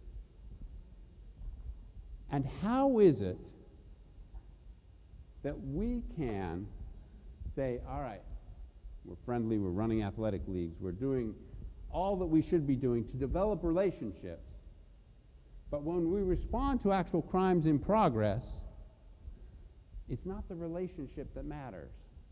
In fact, it's a very short-sighted approach, and in fact, very limited options. What we need to demand, or what we should expect, needs to change. One of the things that when they asked me to come speak, they said, well, we want you to talk about where it's good and where things are taking place appropriately. Well, you all have seen some of that. In fact, I was extremely encouraged to look and see the agenda and walk through some of the talking points of some of the presenters. All that you represent is where we need to go with law enforcement. We know, you all know, right, that jail is not the best outcome for young people. That is not going to meet the needs in order to ensure that they are not going to engage in criminal behavior at some point in the future. In fact, if we take that same, if you think about that high crime neighborhood that exists wherever you live, and you take that same policing for that high crime neighborhood and you put it on any university campus in this country and have them stop everybody, go through backpacks, write tickets for everything, how many of those people will still be attending the university a year from now, 5 years from now? In fact, I would dare say very few. And in fact, we would encounter the majority of things that we now arrest people for. Almost 70% of people incarcerated today are there for misdemeanor crimes. That leads to more violent crime. We are not changing behavior. With recidivism hovering around 70%, 67% last time I checked, we are not changing behavior with the criminal justice system. You all are changing that behavior. We need to now replicate that.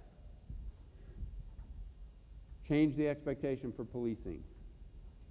Demand results, right? Now, when I say results, I am talking about statistical information that every single program should undergo, that every single police agency or city in this country should provide. Who did we arrest? What did we arrest them for? What was the force used? What was the outcome of that?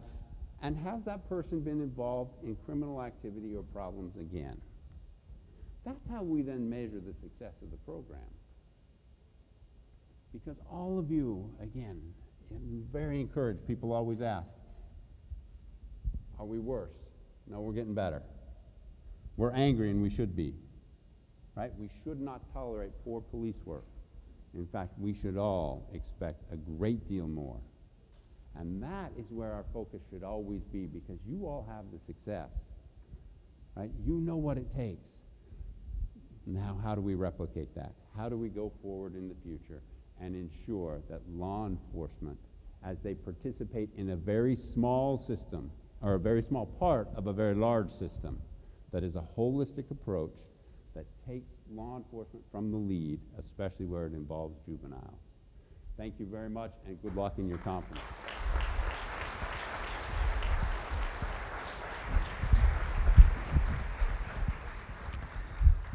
Our last presenter is from the Rosebud Sioux Tribe in South Dakota. Please welcome Miss Asia Gilbertson.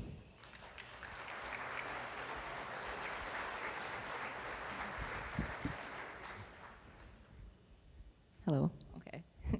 How medakyapi, Asia Angel Ishagili Tantanka Sapa Imachiapi Ksho, Yuha Chante Washte Nabe Juzapi.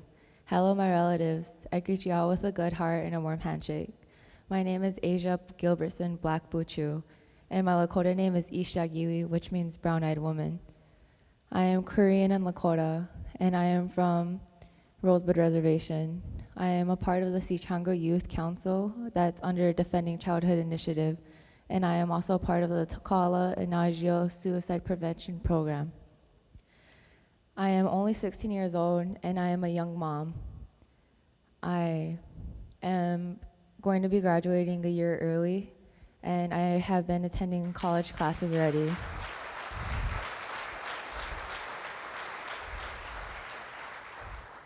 On my reservation, we experience a lot of traumatic things at such a young age. I have been hit with many obstacles that I thought I could never overcome. For instance, becoming a young mom has been very difficult, but it has pushed me to my limits to do things that I never thought could be done. He has pushed me to get more into my culture, to learn more about the community around me, and this is why I am here today. I talk about him because I am here to learn alternative ways to end youth violence and to take it back to my community and to teach others about it. We experience a lot of sexual assault, a lot of substance abuse and drug abuse on our reservation. And I want the next generation to learn from it and to heal from it.